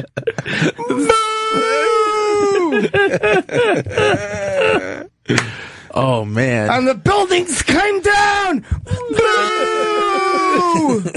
Who boos that? Who boos the allies? Right. No, but they're booing the terrorists, but we got it. We don't need to boo them. Yeah, we get Who it. cares? You're booing terrorism? We get it. Terrorism stinks. And yes, it is Islamic radicals. Boo! Booing is pretty You don't funny boo terrorists. You think everyone just understands that and you don't need to boo it? It's so silly. It's that they undignified to boo terrorism. Well, it's part of people's creed, though. It's fucking true. ridiculous. It's part of people's creed. There is no black America or white America. How about a hand for the police? The black ones, the white ones, the Latinos. Boo. The ones that like dick. Yeah. The gays. Right. The gays. Shut up, Rudy. All right, let's... fucking Rudy. I'm in. Now let's continue this. It's only got to... Boo! In all fairness, just the highlights here. But Just, yeah. We are giving them the money. Are we crazy? Is he talking about Saudi Arabia? I believe so. I would love to know what he's talking about there. If he's talking about Saudi Arabia, I totally agree with him. I don't think he totally called it out as Saudi Arabia, if I remember correctly, when I was watching last night. I know he doesn't like them. It was assumed. He doesn't like the Saudis because that comment they made when they were giving a check to New York, and Rudy didn't want to accept the check. Right. Do the Saudis, do they have good creed? No, they don't. They don't have good creed. No. I love this 9/11 report that shows that a lot of them, I think that there were government officials in Saudi Arabia that were helping the hijackers. Jeez. It's disgusting, our relationship with that country. Disgusting. Would trust Hillary Clinton to protect them. Pause for a second. I hate to keep doing it, but in fairness, Rudy, fucking George Bush was in charge when 9/11 happened and you were mayor. Now, those things were obviously not your fault, but you can't act like just because someone's a conservative president, they can stop that shit. Right. I wouldn't. Would you? Donald Trump is the agent of change, and he will be the leader of the change we need. Did he say the agent of change? The agent of change. Oh, the agent. I think he said the agent of change. He's having a problem with S's, G's, and he can't stop and flapping L's. his arms. His arms are going terribly. His arms. Somebody's got to pin his arms I think it's down. words with G's in them, S's in them, and L's so far. Yeah, he's having a meltdown. Yeah, he's trying to stay away from the S's. Yes. He's collapsing. Yes.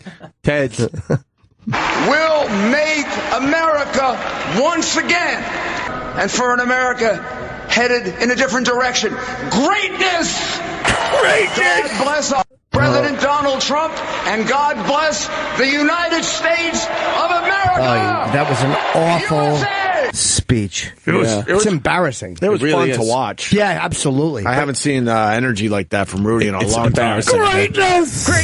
Fuck.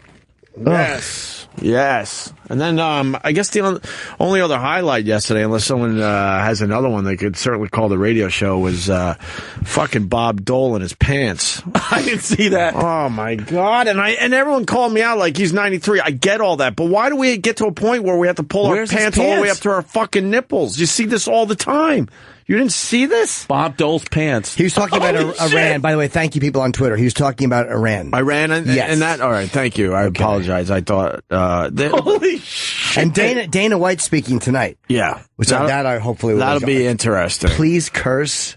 Please, Dana, curse. He probably would. But I hope so. There's Bob Dole. Oh, no. And I understand he's 93. I understand he's an older gentleman. He actually looks pretty damn good for 93. Sure, the left half. But, what happens? Do you lose your hips at some age where the pants can't hang around the hips? I honestly have no clue, but that's crazy. Yeah, I Instagrammed it. Everyone did, though. That everyone noticed, holy fuck, what's going on with his pants. They are so... I've never seen dress pants higher on a human being, right? That's pretty... Yeah. The tie is maybe 3 inches of tie is above the pants line. And then you got an easy 10 inches below the pants line. His belt is no more than half an inch away from his nipple. Right.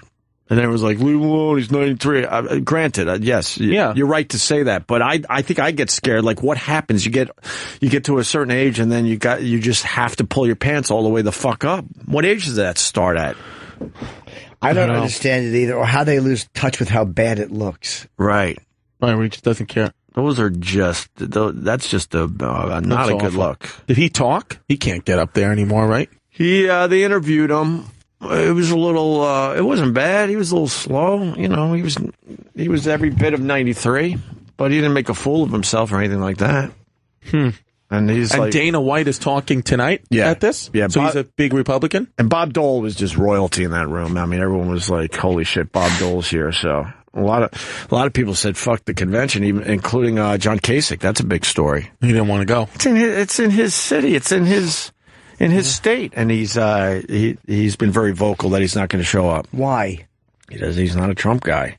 I respect it, actually. Yeah, but don't you just have to support your party though? No, I kind of hate that whole party support thing. If you hate the guy, you hate the guy. Yeah, I hate. Right. You know, they want us to believe everything they're saying when they're competing against the guy, that he would make a terrible president. He's this, he's that, I actually respect Kasich, and I respect Bush, because they didn't turn and say fuck it. Now, you know, we got to unite this party. I kind of respect that they stuck to what they said when they were competing against the guy. Right. And I don't like, I sort of did like Kasich. I was ready to say I don't like those guys. I sort of liked Kasich. I didn't like Bush through the whole process, but I now respect him a little bit that he didn't turn like a lot of these other guys and say, well, fuck it. Now I got to support the guy and like the guy. Make believe I didn't say all those shitty things about him. I mean, Chris Christie's a classic example. He really went after Trump during those debates and when they were campaigning against each other. Giuliani sounded like Ted Schechter. Creed means religion, guys. Yeah. Well, yeah, but there's a religion undertone to the definition, of course. And belief system and all that stuff, race, color, or creed. I'm just sick of people using those three in a row because they've heard it before. Yeah, right. I'm not saying the word creed is bad to use, but nobody says race, color, or creed. That's a Martin Luther King Jr. thing, and before then, I'm sure it had been put together, but that's the one that everyone heard say it first. Yeah. Right. Unless generic. And everyone is now saying it because he said it. Right. Like, shut the fuck up. Right. Right. How about creed, color, or race? Yeah. Why don't they say it in that? Race, color, or creed? Why do you have to say it in the same order? Yeah. I don't know. Everyone accuses now Melania of stealing that speech. How about we were all stealing from MLK, if you don't mind me saying so? Damn. Very good. Yeah, this guy's got another moment from the convention. Oh, shit, did you just hang up? Are you there, Brad? What's up, Brad? Hey, guys, good morning. Good morning. Pat Smith, the mother of the Benghazi son that died, gave a speech, and she had this epic build-up where she says, how can they do this to my family? Right. And she pauses for applause and gets crickets. Oh, no. It's hilarious. We got to find it because I did watch her speech. She was good. She got everyone fucking tearing up in the audience, too. They kept going to audience shots, and people were taking their glasses off and wiping their eyes. It was a very emotional moment. I don't remember her going for the applause break, though. How far into it was it? It's kind of in the middle. She says, how could she do this to me? I got it. How could she does it just like this. Okay. How could she do this to any American family? All right, let me, all right, hold on the line, Brad. We got it. Let me just stay right where you are. Yeah, Go ahead, Paul. Brad. A mother and a grandmother of 2. How could she do this to me?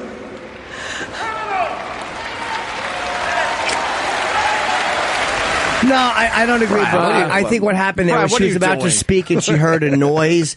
She was about to go into the next thing and then she heard an applause, whatever, so she stopped so she wouldn't be talking over Somebody the noise. yelled boo. And she's a bit emotional right there, too. She lost, I believe, it was her only child. Crocodile tears! No, let me hear that again. Just go back a little more for the setup, too. Not somewhere in there. Just push play.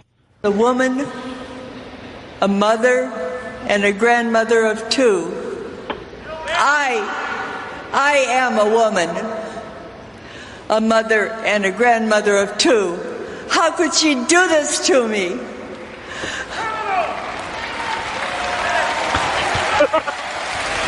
Brad. Well, yeah, don't forget, she's not a public speaker. She's just a mom. She's just a lady. I gave you a shot. I don't see it your way on this. I mean, she lost her only son. It's an emotional moment. And then she was distracted by somebody in the audience. Right. And she looks like she's trying to hold back tears the entire time she was up there. Yeah. I don't know. She's entitled to not be a great speaker. She's a mom who just son got killed. Like, Giuliani has no excuse for yelling, greatness! Greatness! Like, that's overtly humiliating. But Brad had a good laugh at this. Brad thought this was a hoot. Greatness. Well, it's possibly the worst day of my life because the 2 guys that shaped my humor don't think it's funny. Look, we're a bit twisted. Yeah, I'll acknowledge that, but I just don't see it your way on this one. But boy, did you got a good laugh out of it. Oh yeah, I'd lock her. Brad thought it was. I was in tears last night. I thought it was hilarious. Brad thought it was a hoot. Yeah. What else did you like from the convention last night, Brad? While we have you on the phone. What's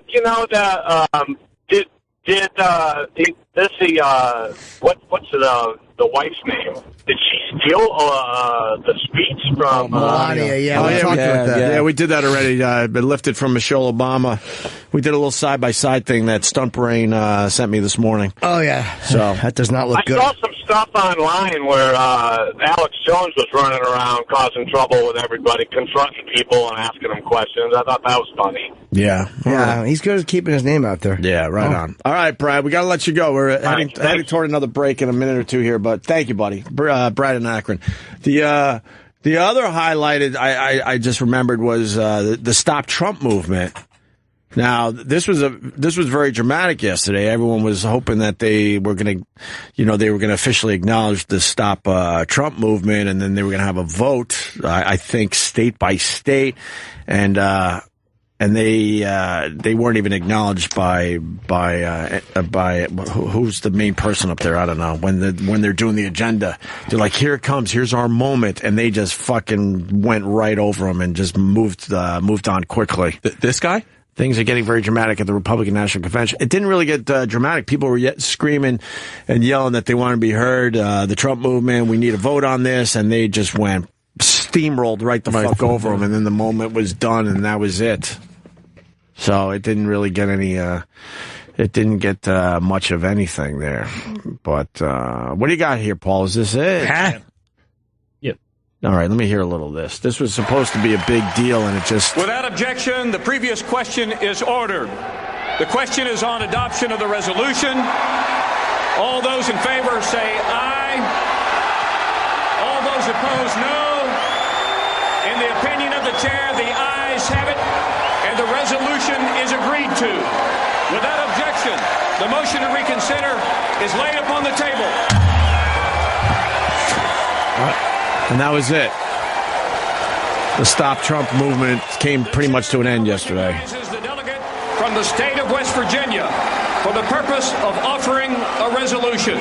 What? That is a bullshit thing, though. There's all those people just yelling. Yeah, it's they're trying to get their voice. Crazy. Fucking Middle Eastern Parliament. What are we doing? Yeah, they're trying to get their voices heard, and they wanted a vote. That would, I think, if I was watching correctly at this point, they said it would take 2 or 3 hours. 2 or 3 hours for what? For people to go, no, we want Trump. We're delegates, and our vote's going to go to Trump. This is where I sort of need the stunt brain to fill in the blanks a little bit. But, yeah. Now you got but they thought they were going to have their big moment, and it turned out that they were just steamrolled. They never got their voices heard officially on that. What? Dumb green background stuff written on it. Oh, I don't even know what the lime green hats are all about. Yeah, so I don't get it. What? Just so they get noticed, the hats. For what, though? For what are we noticing? They wrote that they look like idiots with their lime green hats. What else? They wrote like the hashtag Never Trump on their hats. There's E-Rock in the back. This is the Never Trump people had the lime green hats. Okay. I wore a lime green hat one time because limes are so refreshing. I love lime green. It's a good color. It's a horrible color. It's a safe color, though. Where do you even get a lime green hat? I don't know. But it sounds like a fun place wherever it is. All right, then. We are going to break. We got the record company coming in today. Hell yeah. Cool bluesy band. Fuck that I got turned on to, and I like a lot. They're going to play 2 or 3 songs for us today at around 9:30. So stick around for some live music today. By the way, I'd like to, with my, music, no knowledge of music, there's a band that Were you serious about the Cherry Garcia thing? It was an honest question. I had I knew Jerry Garcia was something to do with the the Grateful Dead. Lead singer. I said the Walking Dead. Lead singer. And then Cherry Garcia Bob knew it was the Ice Cream. Certainly sang a few songs as well. But I didn't know how Ben and Jerry's Ice Cream. Ben and Jerry's. Because they were big. Huge Deadheads, and then they decided back in the day to make a flavor called Cherry Garcia, which, by the way, was my favorite. Ben and Jerry's. But there's a band I'd like to throw out there. I don't know if you guys have heard of them, from England in 1975. They're good. Yeah. Right? We played songs by... Okay. Chocolate. I like that song. Sex. Another song. Sound like chocolate. Can we play that out of a break? We can play maybe a little of it. Come on, for the kids. Do the plugs while this commercial plays there, Chris Distefano. Do the plugs? Yeah, what do you got going on? Fucking nothing. August 5th and 6th, Arlington Draft House down in Washington, D.C. area. And August 11th to the 13th, the San Francisco Punchline. Very nice. There you go. Yeah. And Jim Norton's birthday. Wish him a happy birthday on Twitter, everyone. Birthday, Jimmy. Jimmy's going to be in Columbus Thursday. Yeah, and the UFC podcast comes out today. If anyone has any interest, go and get that. I think there's a big interest in that, isn't there? I think so. Interesting. And you talked to DMC. Yeah, I mean...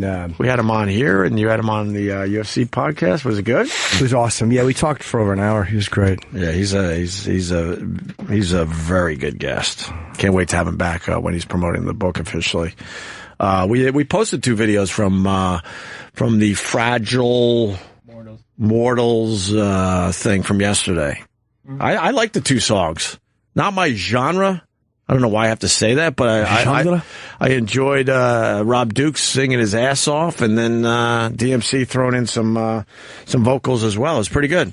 So we got 2 of those videos up on the old YouTube channel, Opie Radio. DMC. This is Chris Distefano's choice. We'll play, I don't know how much we're going to play of this, maybe just a little bit, but I do know 1975. I couldn't name a song by them, but I've heard of them. I can see that. See, that's a band I can name like 5 of their songs. We played 1 or 2 on the show over the last couple of years, but this one's called Chocolate from the 1975. Another busy day on Jim Norton's birthday. Yeah. Happy birthday to Jim Norton. Same birthday as John Jones from the UFC. Oh, is his birthday today? He's 29 years old, and he's in a tough spot right now.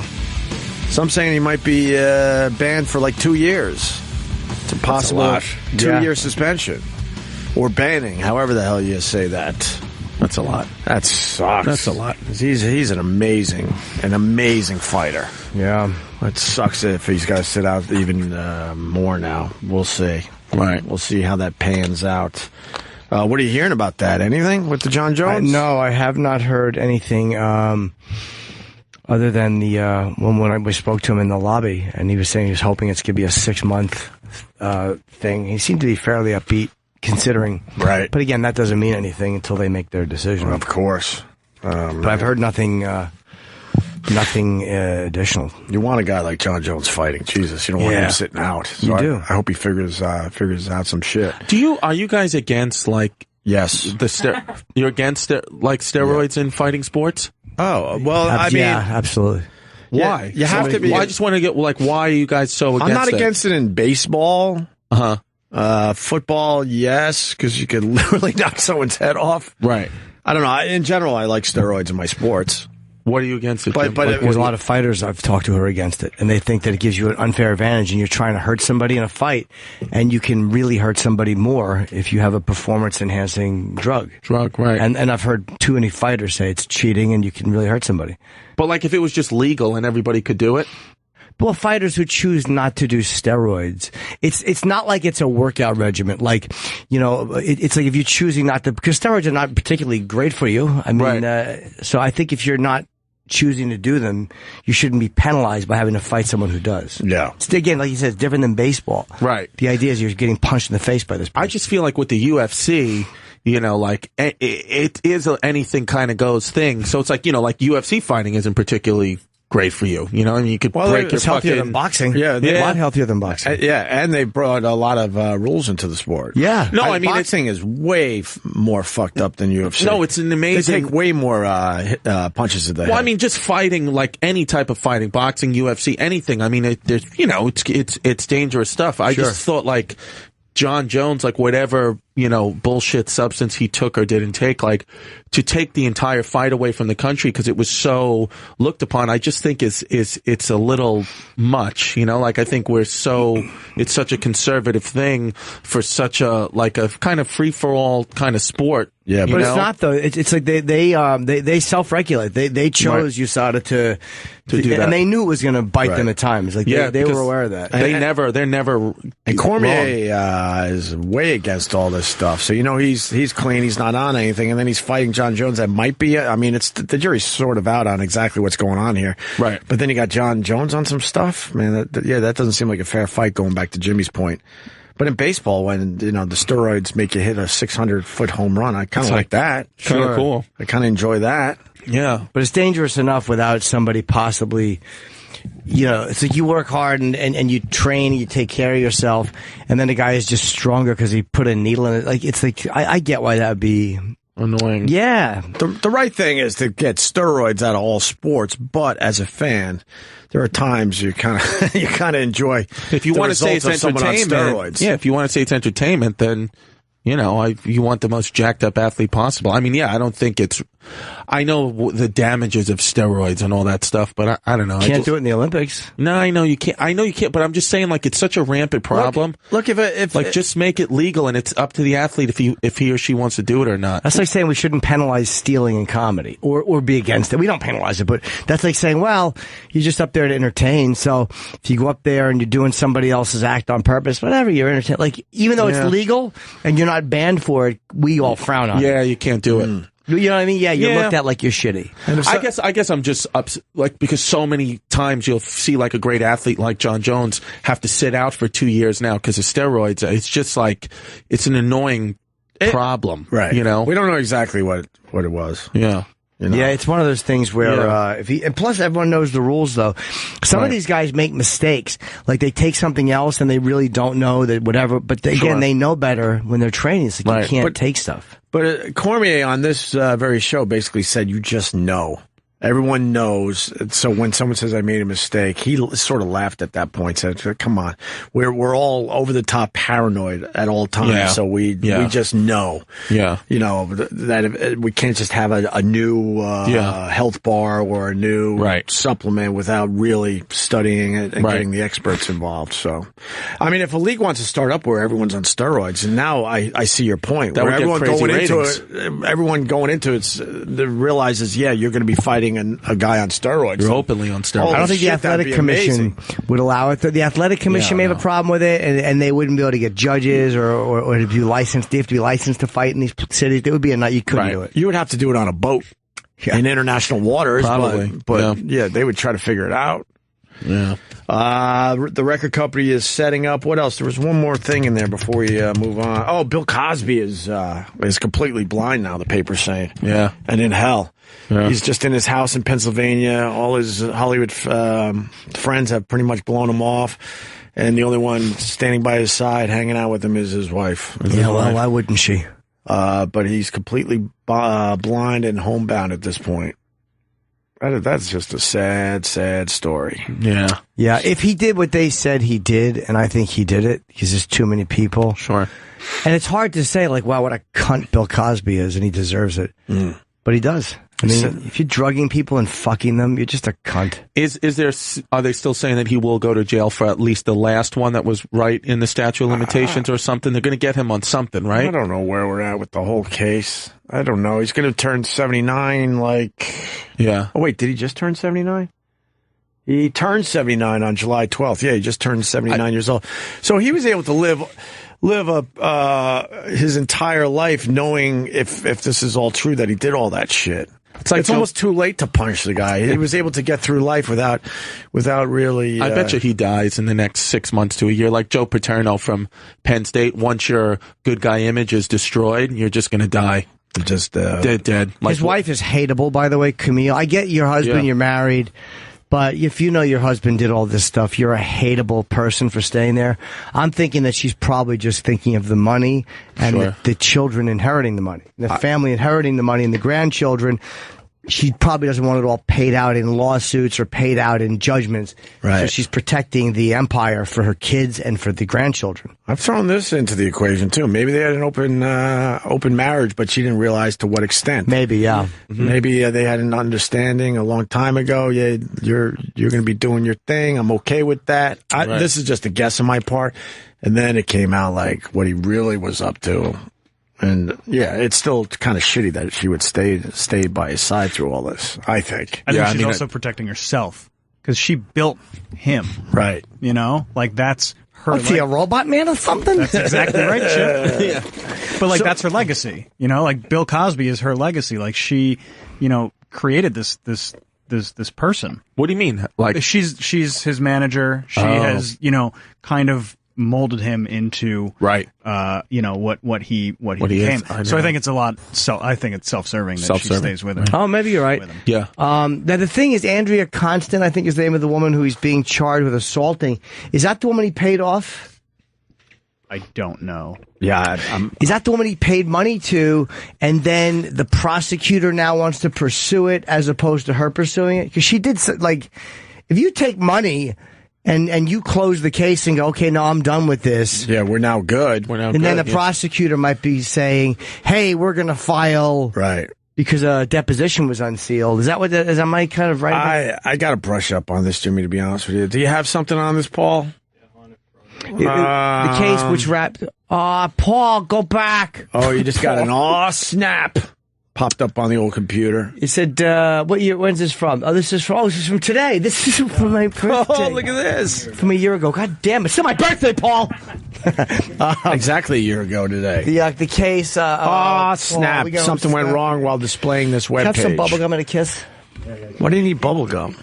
You like bubble gum? I'm going to eat something, so I kind of want to chew some gum because I want to eat. I'm not going to do it on the air, but I'm just like, I have the urge for food. Ooh. Why don't you have some of E-Rock's beef stew? I'm sure he brought some extra in today. His fucking brown and ruby red asshole. Beef stew. If he brought some extra, would you guys eat it? Go back up to that headline. No, Travis. No? I love beef stew, but I just don't like beef stew in the middle of summer. No. For breakfast. I want a nice light salad with a little grilled chicken in the summer. Ex-employee. Not beef stew. What do we got? Some guy, Frank, ex-employee Frank Scotty, claims Cosby paid off women inviting young models to dressing rooms as he stood guard. Oh, boy. Oh, big deal. Like that, again, without allegations of wrongdoing. Well, how about we go after this guy? He was pretty aware that some shit was going down. Can we hear this? Yeah, let's hear this. Let's play this for a second. Where's this right? XNBC employee Frank Scotty. This guy. Are we going to hear an ad, Paul? Yes. You son of a bitch. We're stuck with garbage. A 30-second ad? Piece of garbage. How's E-Rock? Is he holding everything in? Is he holding his beef stew in? I just want to talk about E-Rock and his beef stew. He said his stomach's doing a little better. With heavy noodles in a crock pot. Fucking an idiot. I love E-Rock. Look, I don't expect people to eat, healthy, but beef stew in the summer is a horrible choice. Yeah, he's an absolute asshole. It's a horrible choice. We ready for this, Paul? I don't think unable to play the video. Sorry, we were unable to play the media you selected. Please try again. Paul, what's wrong? Or select a alternate media. What's wrong? I guess we're not going to hear good old Bill or Frank Scotty. Oh, Frank was better. He looks like the guy that gets eaten by the pigs in that the Silence of the Lambs prequel. No, it was Hannibal. He looks like the guy in the beginning when that gets eaten by the pigs. Right. So we're trying an alternate media now there, Paul? Is that what's going on? I think the same thing's going to happen. You refreshed it? Yeah, sometimes. Well, I like refreshing. Refreshing's nice. That's the definition of crazy. We're just going to try it again and hope it works this time? For different results. That's not going to work. We're going to find out in about 6 seconds. Mason Bergeron, Chris. 3, 2, and 1. Let's see it happen again. Oh, Paul. Do you want to try it again? Hoping for different results? Yeah, the first you don't succeed. Definition of crazy? Dust yourself off and try again. All right, that's not going to work. So that's where we're at with Cosby, though. He's completely blind and he's homebound. Wow. And he's 79 years old. Group of retired wrestlers sues WWE over head injuries. They didn't know that would cause something?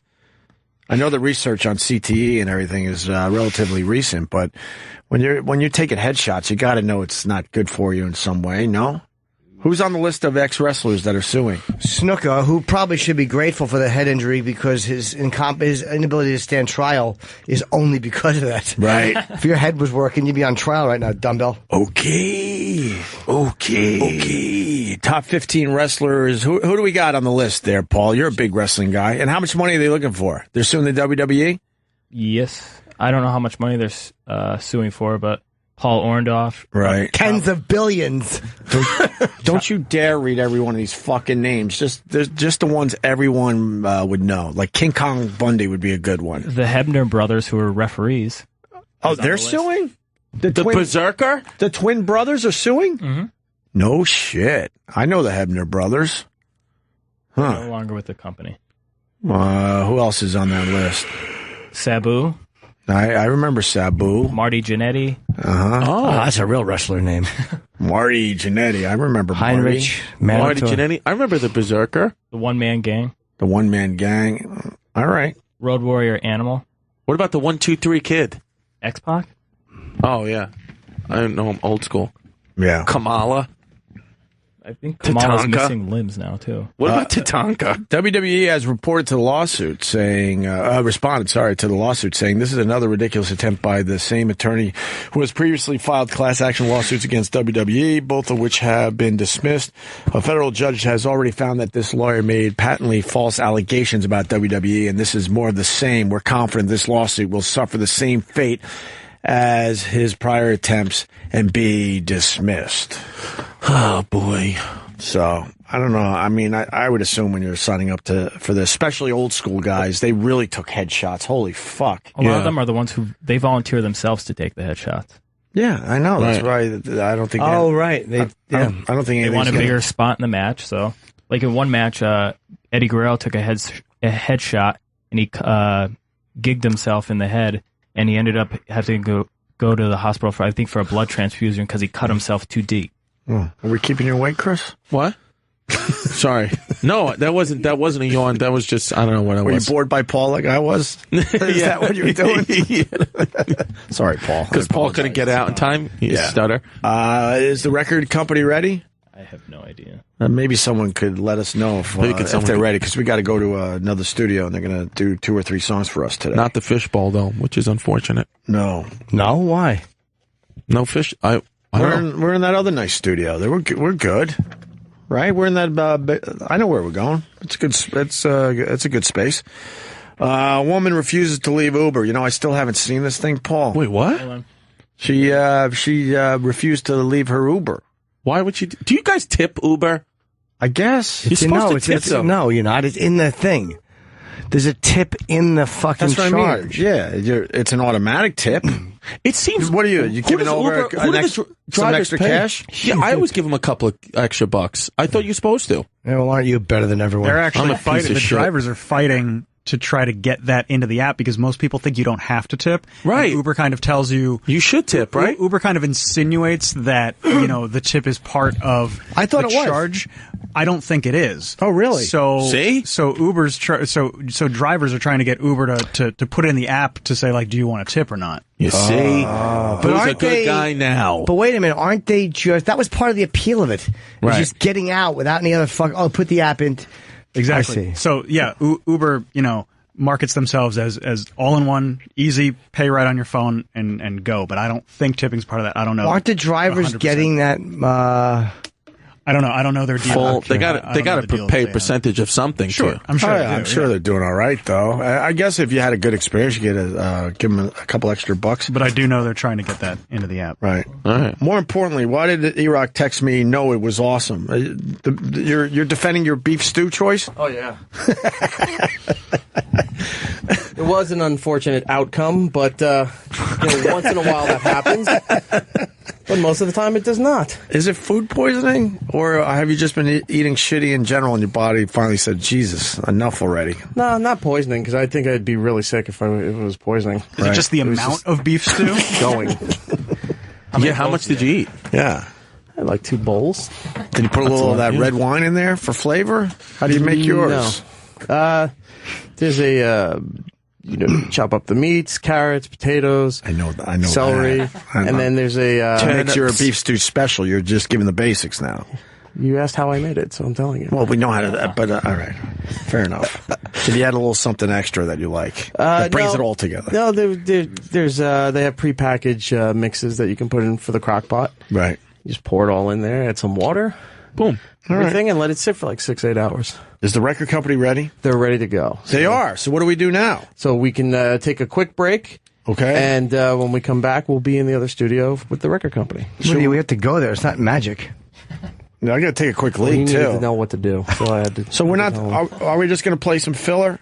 Yeah, we're going to do like a little bit. All right, let's play a little walk over there bit, and then we're going to go to another studio so the record company could perform for us today. They sound pretty good. I think I'll be great. the judge of that. I think they're great.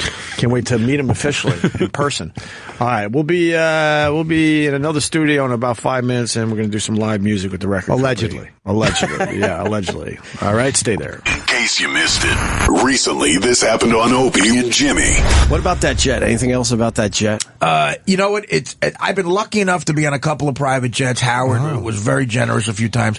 When I did Mad TV, Quincy Jones took me on a private jet once, and that was amazing. But I've never flown private in my life. It's fun, right? Listen, again, it's one of those things where you fly first class for the first time. It's hard to go back to coach. You see how the other half lives. I probably worked out about 12 different times in my life where I've gone on a private jet. It is how the other half lives, man. The car drives up to the plane. You don't go through security. You don't have to put seatbelts on or hear a seatbelt speech. Again, it was a hot chick serving us. It was a gourmet Chinese meal that we had. It's a 45-minute flight, and it was a 14-seater, freshly painted. It was a Gulfstream 6, I believe. And it was just, again, and there's kids who grow up like that. Kids of, Jay-Z's kid. That's all she's going to probably ever know. Understand, right? And if the bottom ever falls out financially, I don't know how they're ever going to see, to wait on a security line at Newark Airport for a delayed flight to Baltimore. Did you ask him to maybe take the long way to Boston? That's a good point. It's actually, when you're on one of those things, you don't want the flight to end. Of course. It's the only time you don't want it to end. Never. And again, Howard was so generous a couple of times. He flew me out to Vegas on a jet, and you're playing poker. You say whatever you want. You do whatever you want. Why did you fly out to Vegas on a jet? Because we did the show out there a couple of times. Oh, and he let us, that was 4 of us on a 14-seater too. But Quincy Jones said something that maybe him and Frank Sinatra could only get away with saying. I was in New York, and I did a sketch in New York for Mad TV because I was the only cast member back in the city. He begged Whoopi Goldberg to do a sketch because the ratings were low, and she was in New York. So I did the sketch, and Quincy comes up to me and says, it was after the Christmas break, he goes, how you getting back to L.A., man?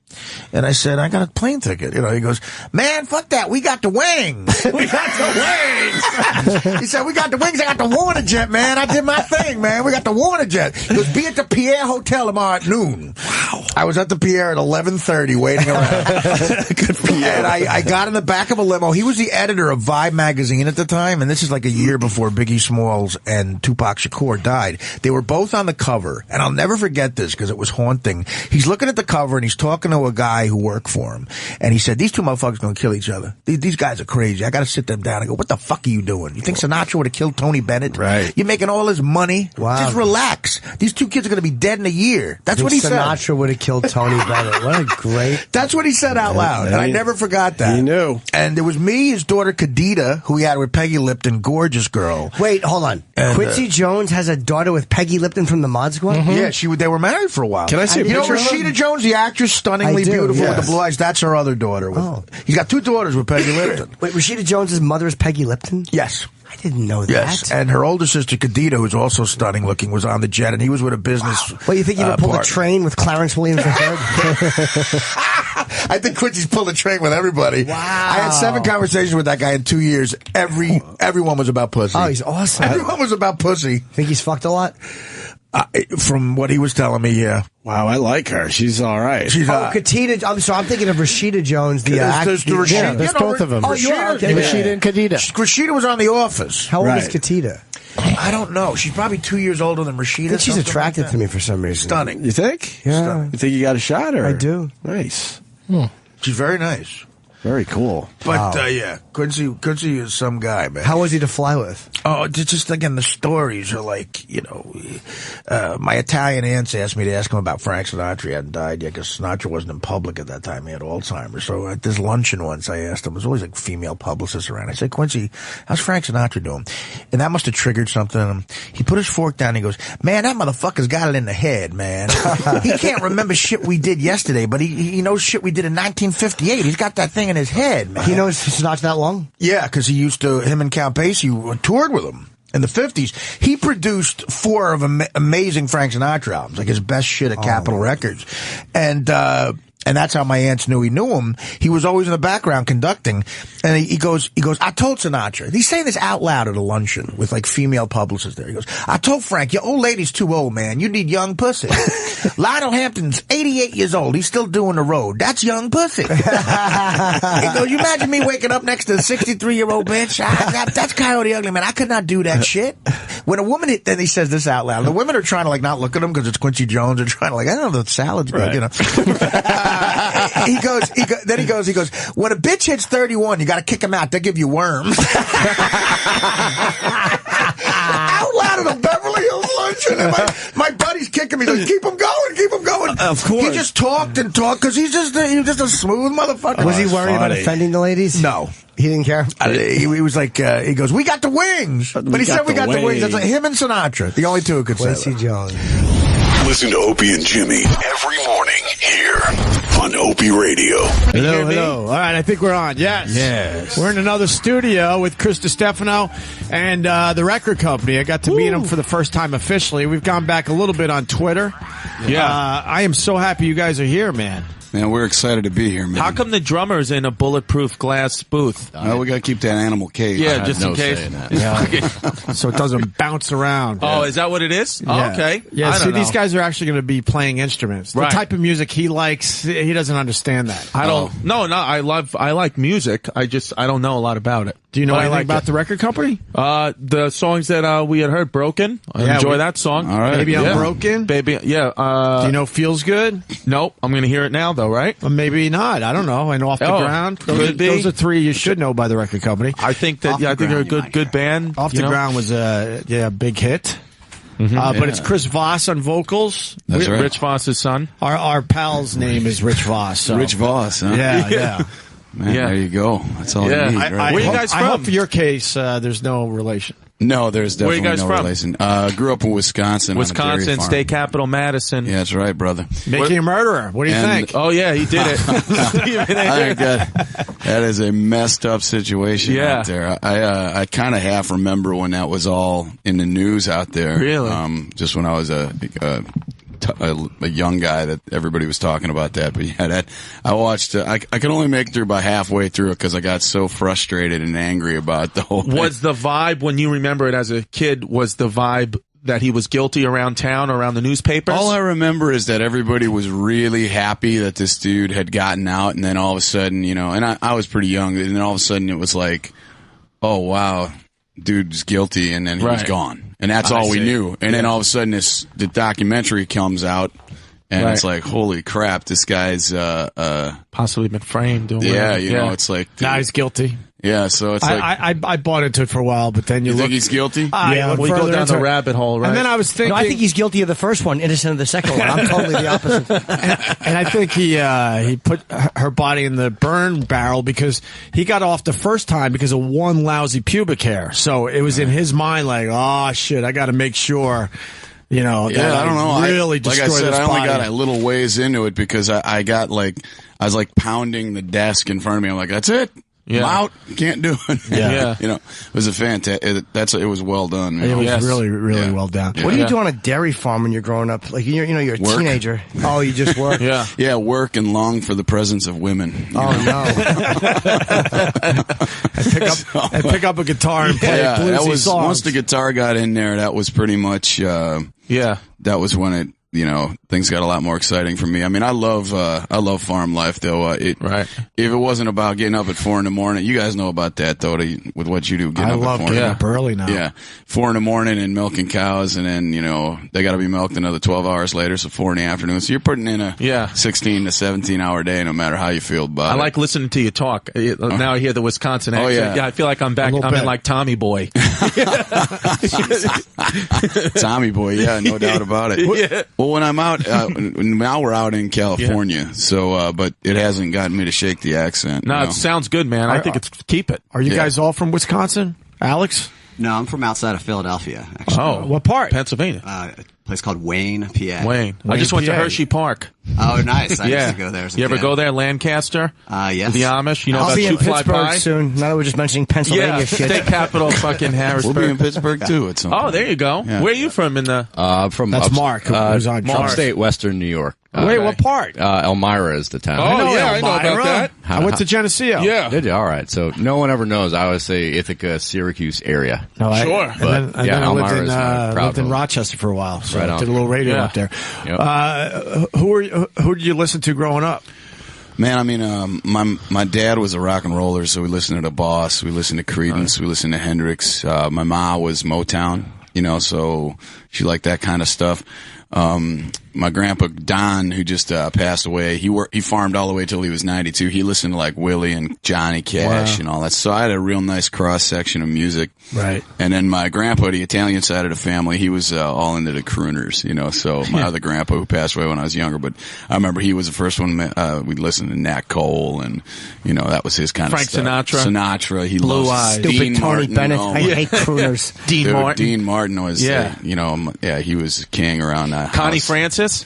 I don't know. We didn't really listen to much Connie Francis, but but then my mom also got me my first blues record. Which one? Which was it was Muddy Waters' "Heart Again." Yes. Oh. Yeah. Who turned me onto that record was Steven Tyler.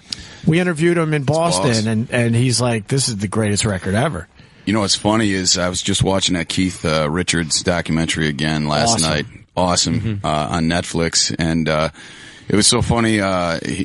He had pointed out the two records they were listening to when they formed the Stones, and one was The Best of Muddy Waters, and the other one was a Chuck Berry record. Right. And it's like that makes sense. Kind of, yeah.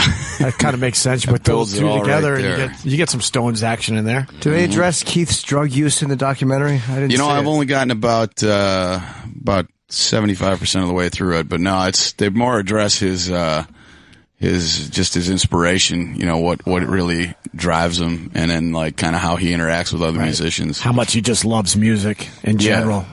Wish I could be 1/50th as cool as that dude. And he's the type of guy, he understands what he did with Mick and the Stones, but that's just one thing he did in his career and with his life. Yeah. Because all the other side projects he did, he likes just as much as what he did with the Stones.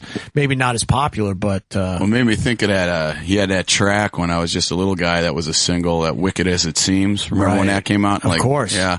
So I went back last night, right before I went to sleep, and I watched. I just was like, what was that track like? So I went and watched Wicked As It Seems, and was like, yeah, this guy's just cool no matter what he does. He's awesome. Yeah, he's a real badass. I got to tell you, Mark Goodman, who works here at SiriusXM. Oh, yeah, we love him. Because he turned me on to you guys. I always, when I'm walking the hall going to the bathroom, I always ask, Mark, what is he listening to? Because I listen to the Spectrum a lot. And he's like, you got to check out this record company. And went home that day and instantly hooked. I haven't been into a band like you guys in a while. The Black Keys was probably the last time it felt like this. Like, man, I just want to hear more and more from this band. Well, that's really nice of you to say, and we really appreciate the support, that you guys have shown us on the show. That's not easy. On the show? On the show. I'm hearing 8-7-9er. Did you just say niner? Yeah, there, guy. Where'd you guys come up with the name? Up north and shoot us a couple of whitetails. That's deer, in case you're wondering. Deer. Where'd you guys come up with the name, the record company? Alex, actually, a bass player, came up with that. We were trying to come up with names, and naming a band is just brutal. It's just horrible experience, man. It's embarrassing. What was something that you didn't go with? I don't even. It's how when you have a traumatic memory as a child, you repress. That's what I've done. I've repressed these memories because I'm going to tell you, it's just. Alex knows though. Give us one. Alex. Give us some names that didn't make it. That was bandied around. Yeah, I kept the list, but it's buried away. Oh, come on! What was the fake name you threw out yesterday? What was the banana? The banana. Lester and the Banana Puppets. Yeah, that would have been. But I use that for my Lester and the Banana Puppets. That's how you guys check into a hotel. Yeah, exactly. That's a great one. I want to tweet that. We should have named ourselves that. We probably would have got there faster. The Banana Puppets. Alex, is your last name really Stiff, or is that a rock and roll name? Come on. Oh, I wish it was a rock and roll name. That's really your last name, Stiff. Stiff. My last name. Mm-hmm. There's not a lot of us out there. No, that's what I'm asking. Yeah. All right, you guys want to play something for us today? Yeah, man. We're going to do a version of that track Off the Ground that the Spectrum was playing a lot, and but we're going to do it a little different, make it unique here for your show with the acoustics, and here we go.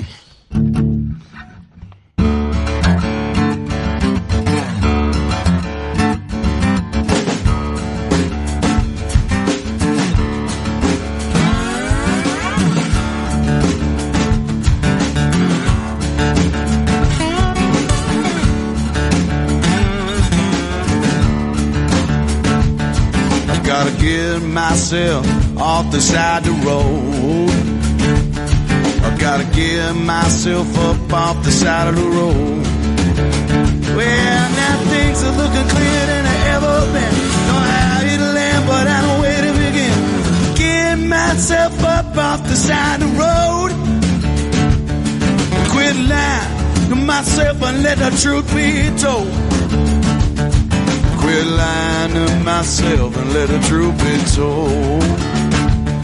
I woke up and out by the sun. Not laying still, I'm moving along. Quit lying to myself and let the truth be told.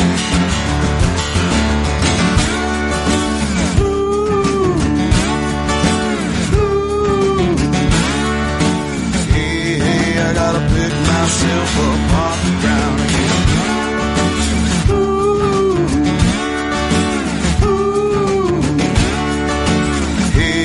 I gotta pick myself up off the ground.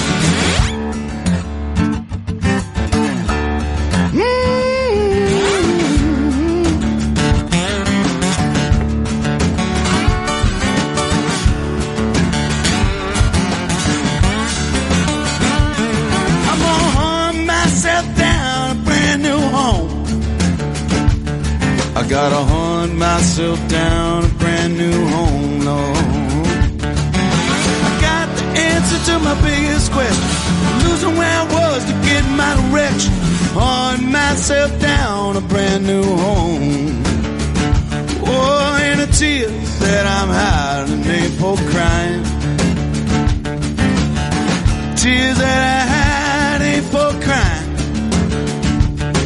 I ain't never gonna let them start spilling out. Pour down my body and no blood to ground. The tears that I hide ain't for crying. Hey, baby. Ooh. Ooh. Hey, I gotta pick myself up off the ground again. Ooh. Ooh.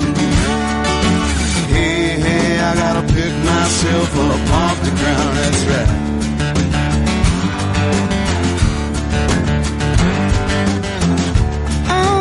Truth be told, oh baby, let the truth be told. Ah, let the truth be told. Oh baby, let the truth be told. Mama, let the truth be told. Oh God, baby, let the truth be told.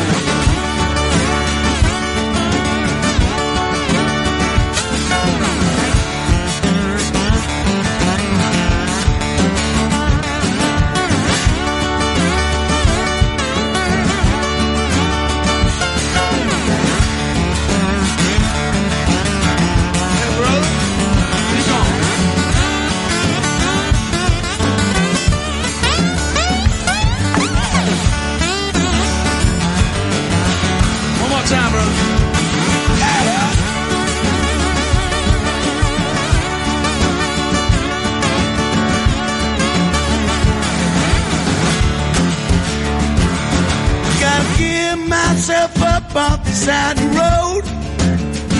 Oh, quit lying to myself and let the truth be told. Hey, baby, my head is heavy, my heart is empty, spirit is strong, and my legs are ready. Getting myself up off the side of the road. Quit lying to myself, let the truth be told. That's right, baby.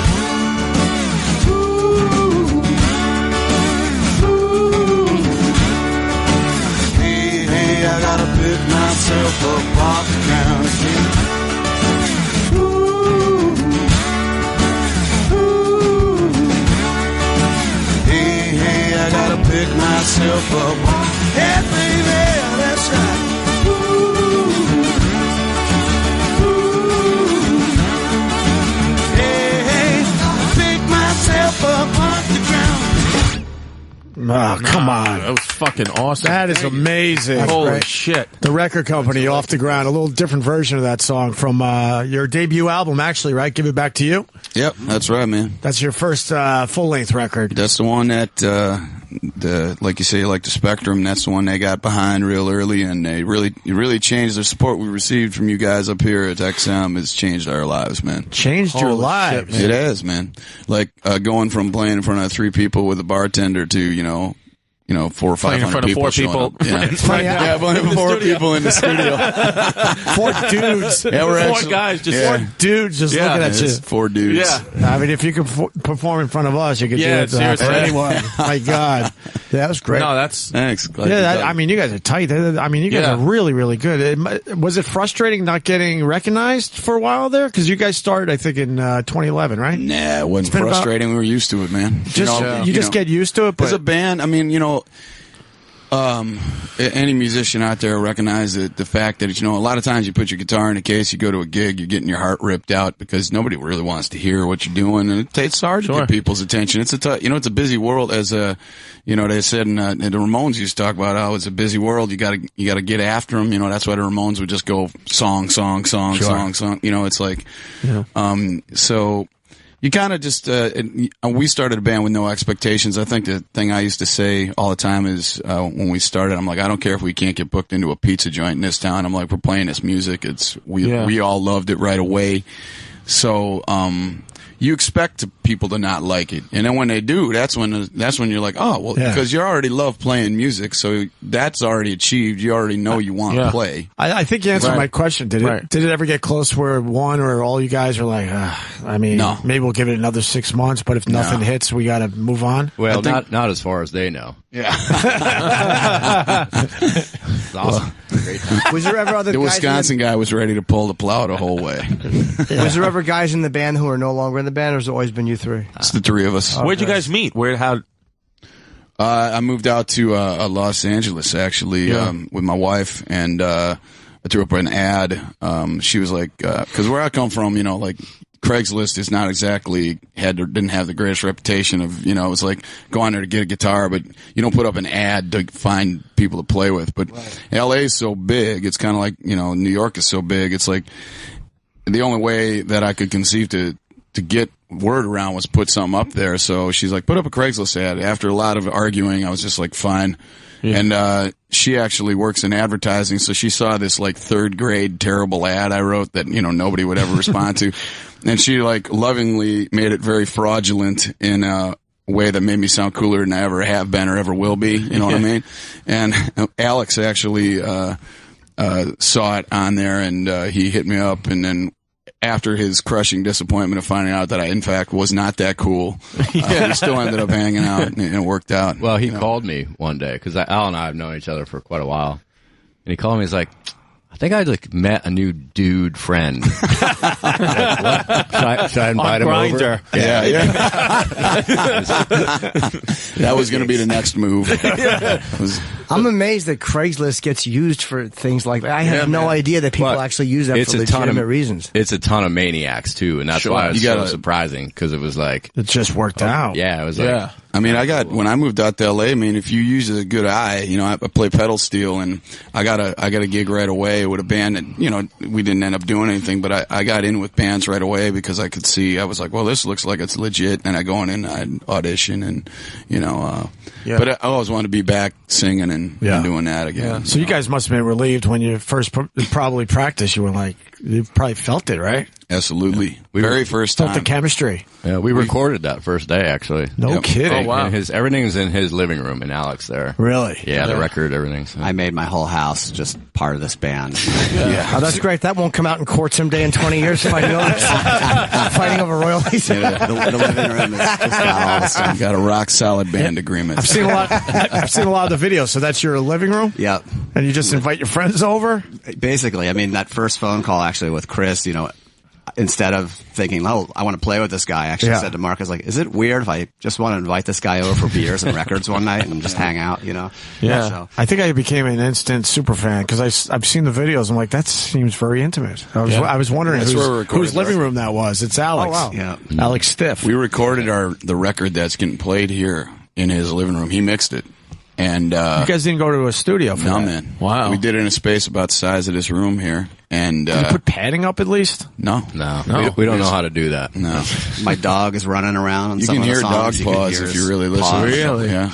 Do you think bands get away from that? Like the first Black Sabbath record was recorded like I want to say in 3 days or some really short period of time, and then as you get more successful, they start doing more and more. It just there's something that gets lost. Yeah. Well, I think they always say like your first album can take your whole life to make.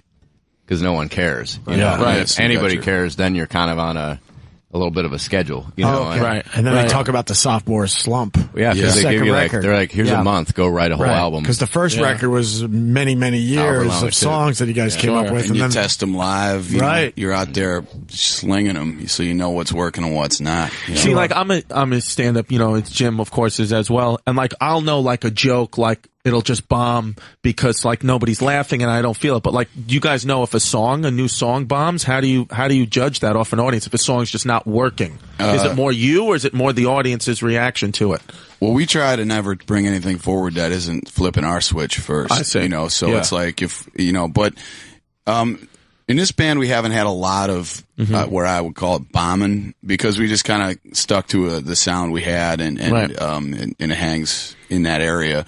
But they're definitely I'd say you more recognize when something's really working. Really working because, more, yeah. People reactions to songs can be like lukewarm to okay. And when they pop up, when you're first starting out, when people are jumping to their feet and dancing or doing whatever, you're like, okay. This is a keeper. Yeah. Or if you're singing a chorus, like on this Off the Ground song, when we first wrote it, we'd play in front of audiences who didn't know us. And by the third chorus, everybody be doing the little the like high part. That's cool. And we're like, that's a good sign. Hell yeah. That's a really good sign. Yeah. You know that you're at least getting something that's flipping something around. Right. Have you opened for anybody big yet? Have you guys toured with anyone?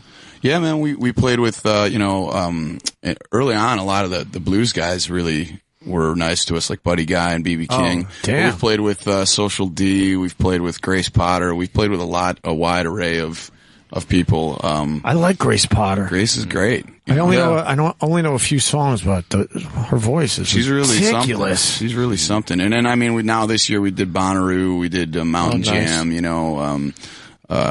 So it's been nice, man. Right on. Yeah. We basically spent like 3 years opening for people learning how to be a band, and our first big tour we were talking about the other night, it was with Brian Setzer, and he brought us out with the whole orchestra and all that. And that, man, we were playing like the Ryman Auditorium in Nashville, That's unbelievable. The Fox in Detroit, like 5,000 people, and for us, we had been playing our local record shop and the little clubs and stuff, and you learn right away. Like I think the first night, Alex or somebody was like, "Oh, I need, you have your little monitors on stage," and at these bigger places, like you don't hear anything on stage, so it's like, oh, we got to learn how to get that figured out so you can hear each other. That little stuff like that you don't even think about, right? And so that was pretty cool, to kind of get out and do all that and figure it all out. There was no shitty crowds though when you guys are. Because sometimes the opening band gets a little bit of shit if the audience. Usually pretty good. Yeah, they were good. That crowd got us right away.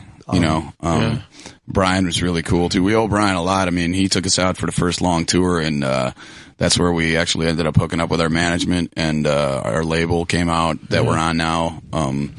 That put out the record. They saw us for the first time on that tour. So that tour actually was like a real big turning point for us. Yeah. Nice. And Social D was the first mosh pit we ever had. I can imagine. That was awesome. That was awesome. That must have felt a little weird. Yeah, it was great. It was cool. It was probably cool though, right? Yeah. Cool. You guys want to do another one for us? Sure. We can do another one. We're going to do a little different version of a tune that's getting played around here too. It's just come out. It's called Rita Mae Young, and we've got our bass player Alex is going to fire it up on the acoustic, so.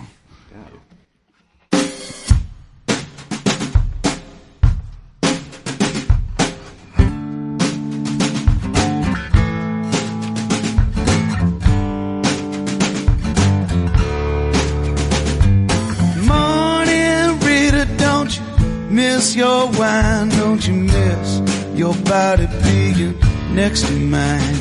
Got a tired heart. It's been too long. I got $1 in my pocket for a midnight song.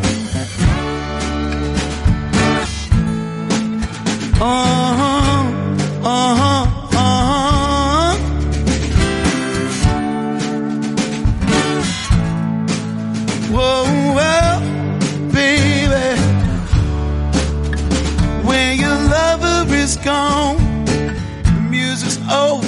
Lord, no, don't wanna be alone anymore.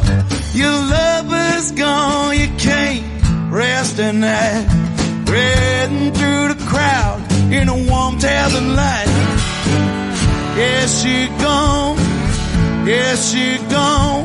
My Rita was the light, my bright shining morning.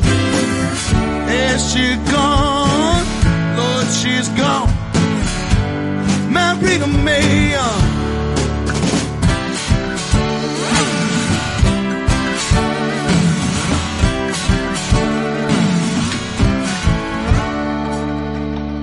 Good morning, Rita. Hope you're doing right. Couldn't get you what you wanted, but you're still on my mind. Got a tired heart. It's been too long. I put $1 in my pocket for a midnight song. Lover, you're gone. It's cloud in my eyes. It might be the bourbon or the lie you've been hiding. Evening's coming and night feels warm. That soft southern air in a jukebox moaning. Yes, she gone. Lord, she gone. Rita, you're my light. You're my bright shining morning, baby.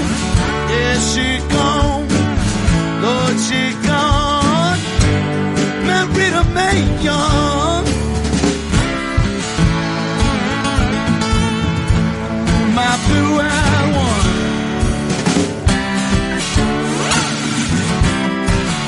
She gone. My blue-eyed one.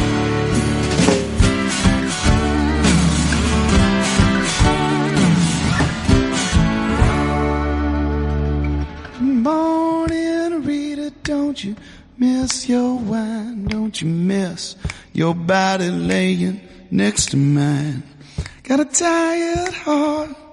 It's been too long. I got $1 in my pocket for a midnight song.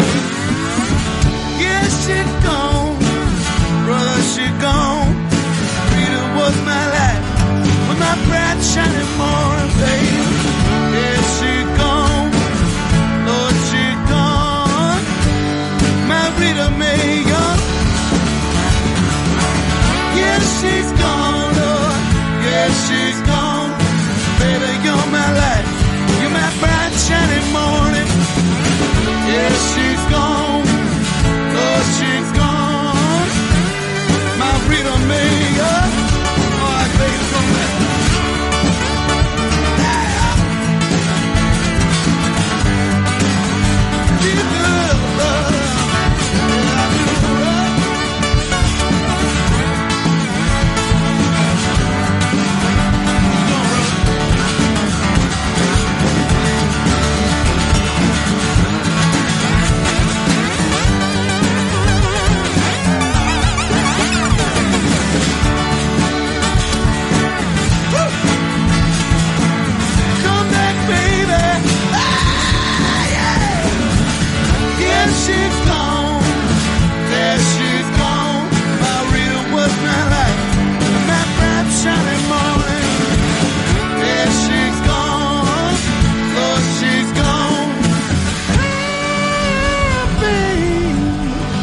Rita Mae is gone.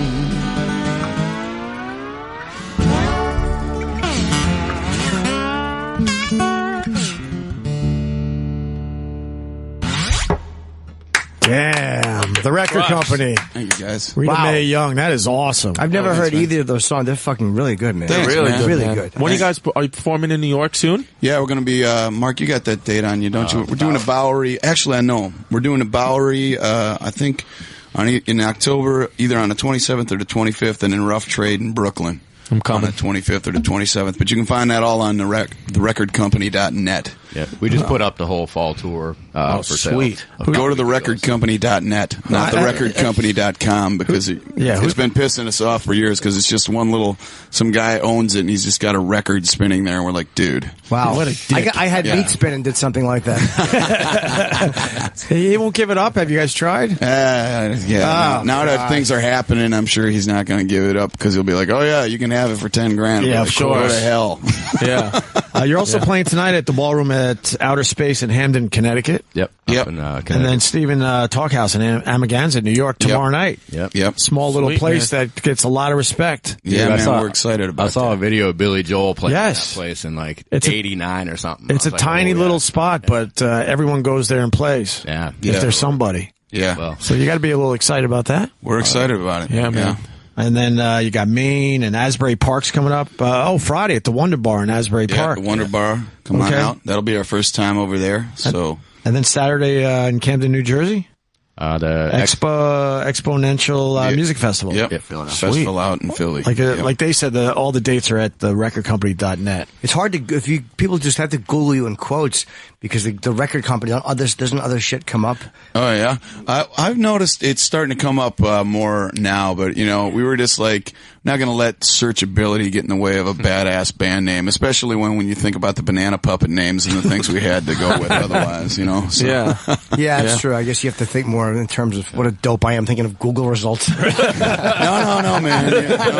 You're right on, man. It doesn't matter. I'm not saying it doesn't. But, no, I know, but me, Mr. Fucking Artist, thinking of what about the Google results of fucking fraud I am. It sucks though that it is something you got to keep in mind these days. That all matters now. That's how people find you. Mm-hmm. Sure. So how do you guys make your money? Because like a band like yourselves and a record, a debut record like you guys put out 15 years ago would have just been ridiculous. Yeah, we try not to think about that. But how do you guys do it as a young band that's making it? Well, you just got to tour constantly.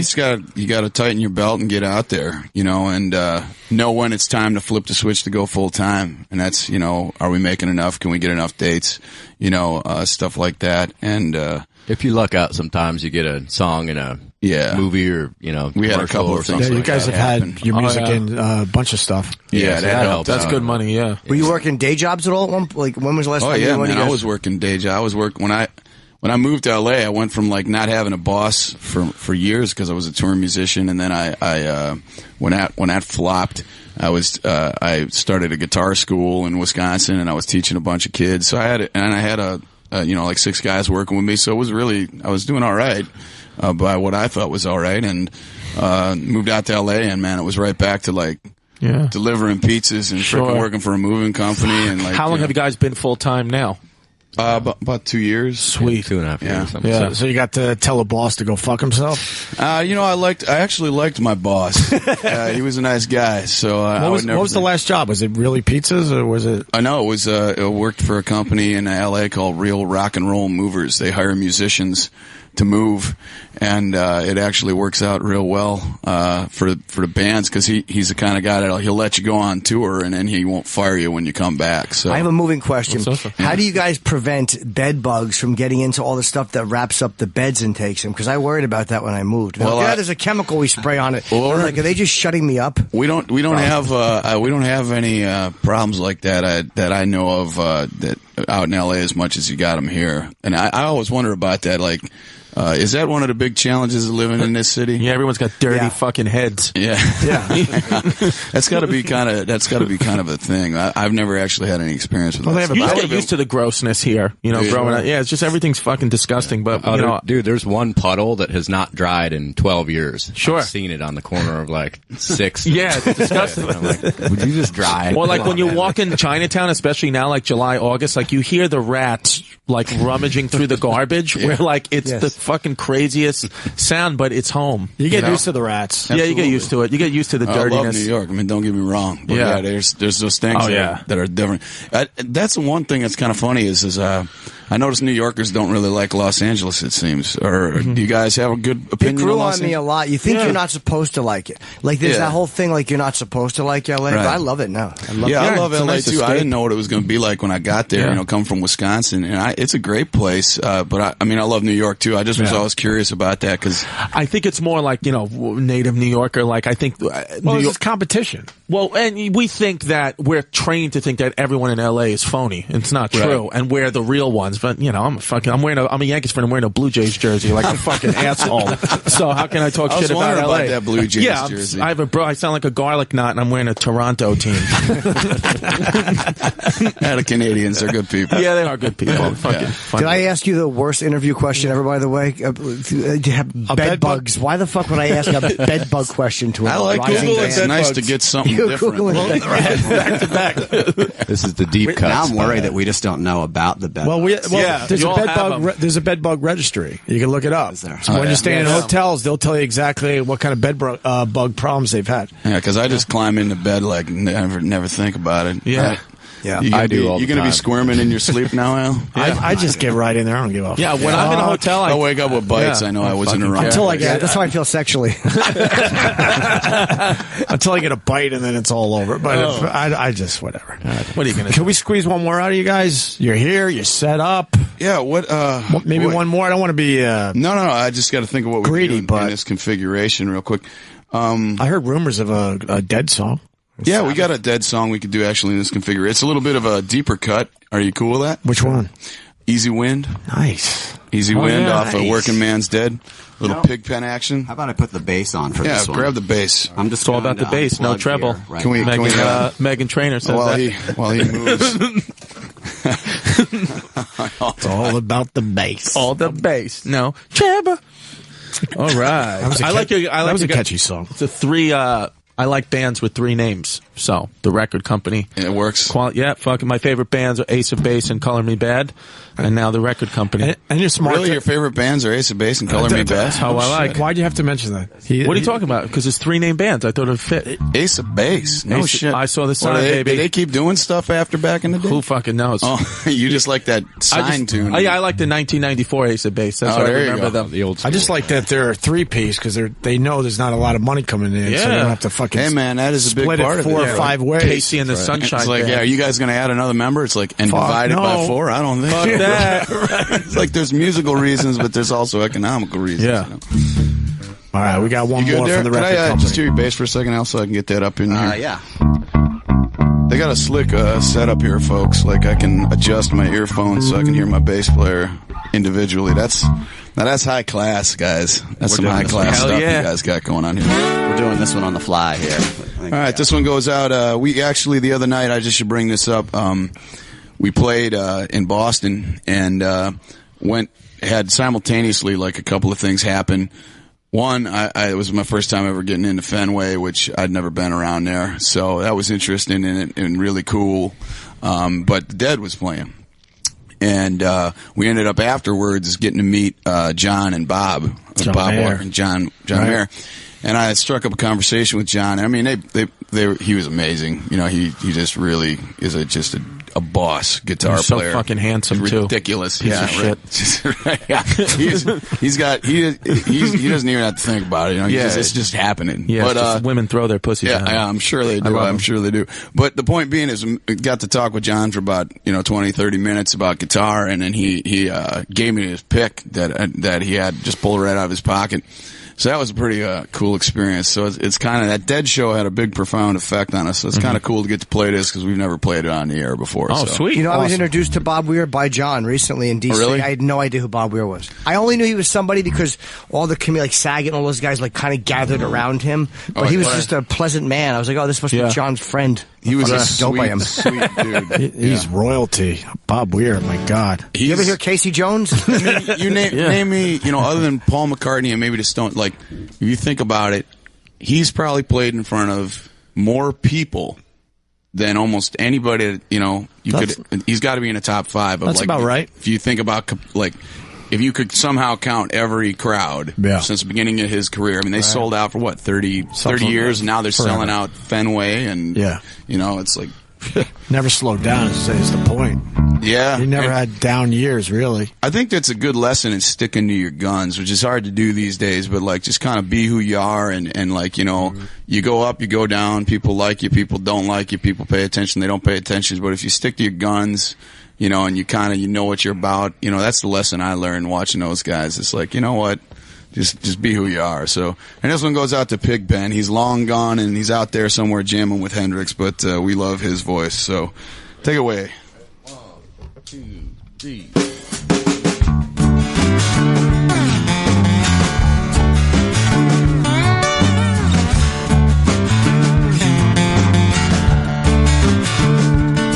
I've been balling a shine, a jack steel black hammer, tripping rocks for the gray highway.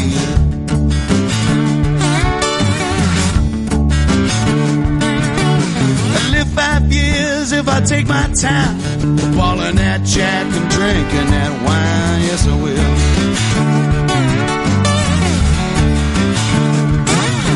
Been breaking them rocks from dawn to noon, while my rider got the bottle in the other room.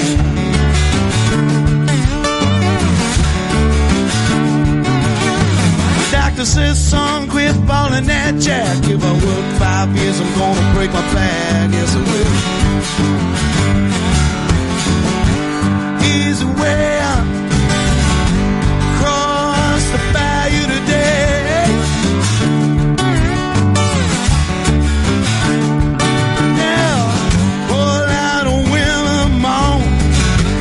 Out in red in the street today.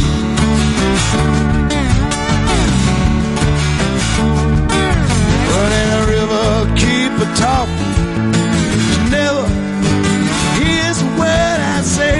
Yeah, that's right. Bring it on.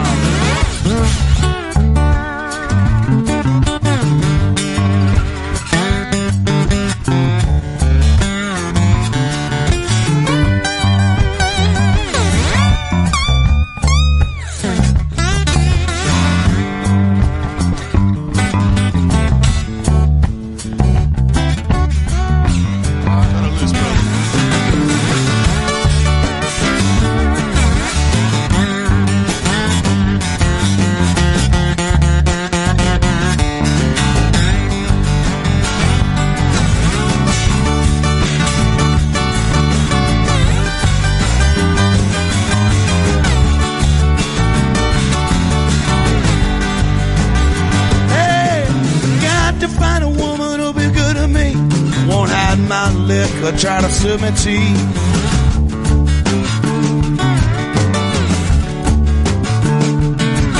I'm a stone jack baller, my heart is true. Give everything that I got to you. Yes, I will.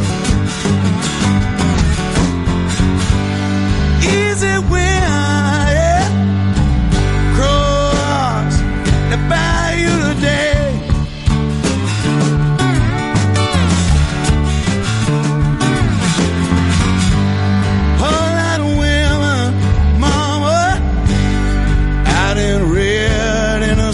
Today.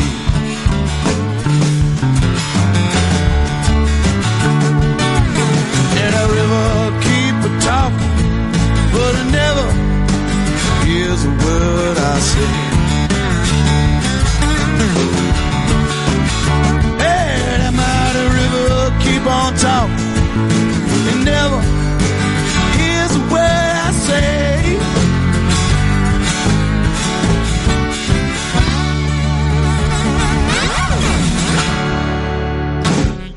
Oh my God, sweet! I could listen to you guys all day. Hey, Seriously, man, thank you. We The Grateful Dead's "Easy Wind" by the record company. Thank you. Damn, it's an honor to get awesome. to play that song, man, on the air. Wow, how cool of you guys to let us do that, man. What year is that from? What's that song? A long fucking time. 69, right? Something like that. 70. Somewhere around When did they start the Dead? Like 64, 65? Around then, yeah. And they were kind of a Just blues local. band starting out. Yeah. Little local San Francisco Psychedelia band going on. Mm-hmm. And fans of Jimmy Reed and Muddy Waters and just like all the rest of those guys. Right. Probably listen to the Beatles happen and just said, like everybody else said, I want to be in a band now. Sure. Know? So. Well, this was awesome. I'm an instant huge fan. As am I. Seriously. Really? You Yeah, get in I there swear with to Ace God. of Base with you? I swear, I'm 100% coming. You know, if you guys would have me at the Bowery. Yeah, no, you guys are all invited. Yeah. You know, and we appreciate the time and that you've given us here today, man. Yeah, You guys well, are really good band. And I got to thank Mark Goodman. He was the one that turned me on to you guys. We got to thank Mark Goodman too, because Mark Goodman's been a big and that whole staff over there at Spectrum. like I said, they changed our lives, man. They really did. I'm not saying like we're in. Somebody asked me the other day, when do you get the jet? I'm like, man, we just moved out of the minivan. Let me give me a minute. Let me enjoy the steps. I don't think we're ever. So you guys really did the minivan for years? Oh yeah, man. That's again. I mean. And how do you sleep? You slept in the thing, or no? We weren't that desperate. Okay, so you got hotels. But there were times, for the first couple of years, 3 dudes in a hotel room, one guy on the floor, or it's like, and then those are how you chart your progress as a band. It's like, oh, hey, we can afford 2 rooms. Hey, we can all stay in our own room. Hey, now we don't need a minivan. And it's like that's It's as goofy as it sounds. I know that might shatter some expectations of the rock and roll journey, but man, 2016, we're all rowing against the current to get by, and but you got to keep rowing, so. Yeah, right on. With that, the album's called Give It Back to You. It's available, everywhere. I know, but they're downloading it for free. Vinyl. We got vinyl. You can buy it. All right, you got the vinyl? You got vinyl. If you really enjoy their performance, give them a few bucks. Yeah, just I steal show, I steal music like anyone else, but every once in a while I go, Sure. you know what? I'll pay a little something to these guys. I hear you, man. I appreciate that.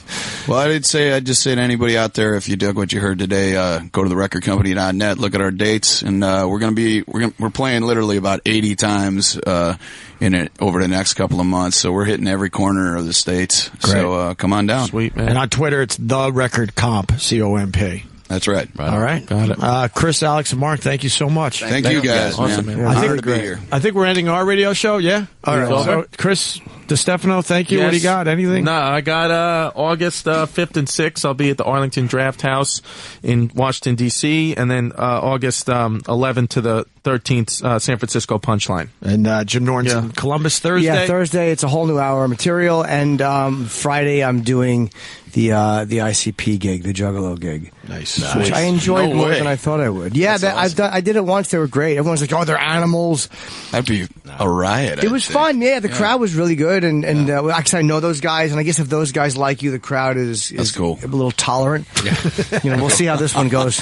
We'll see how this material. I'm sure we'll do an ICP cover. Yeah, I'm sure it'll be fine. And once again, the record company. Thanks, guys. Thanks, guys. We'll see you tomorrow.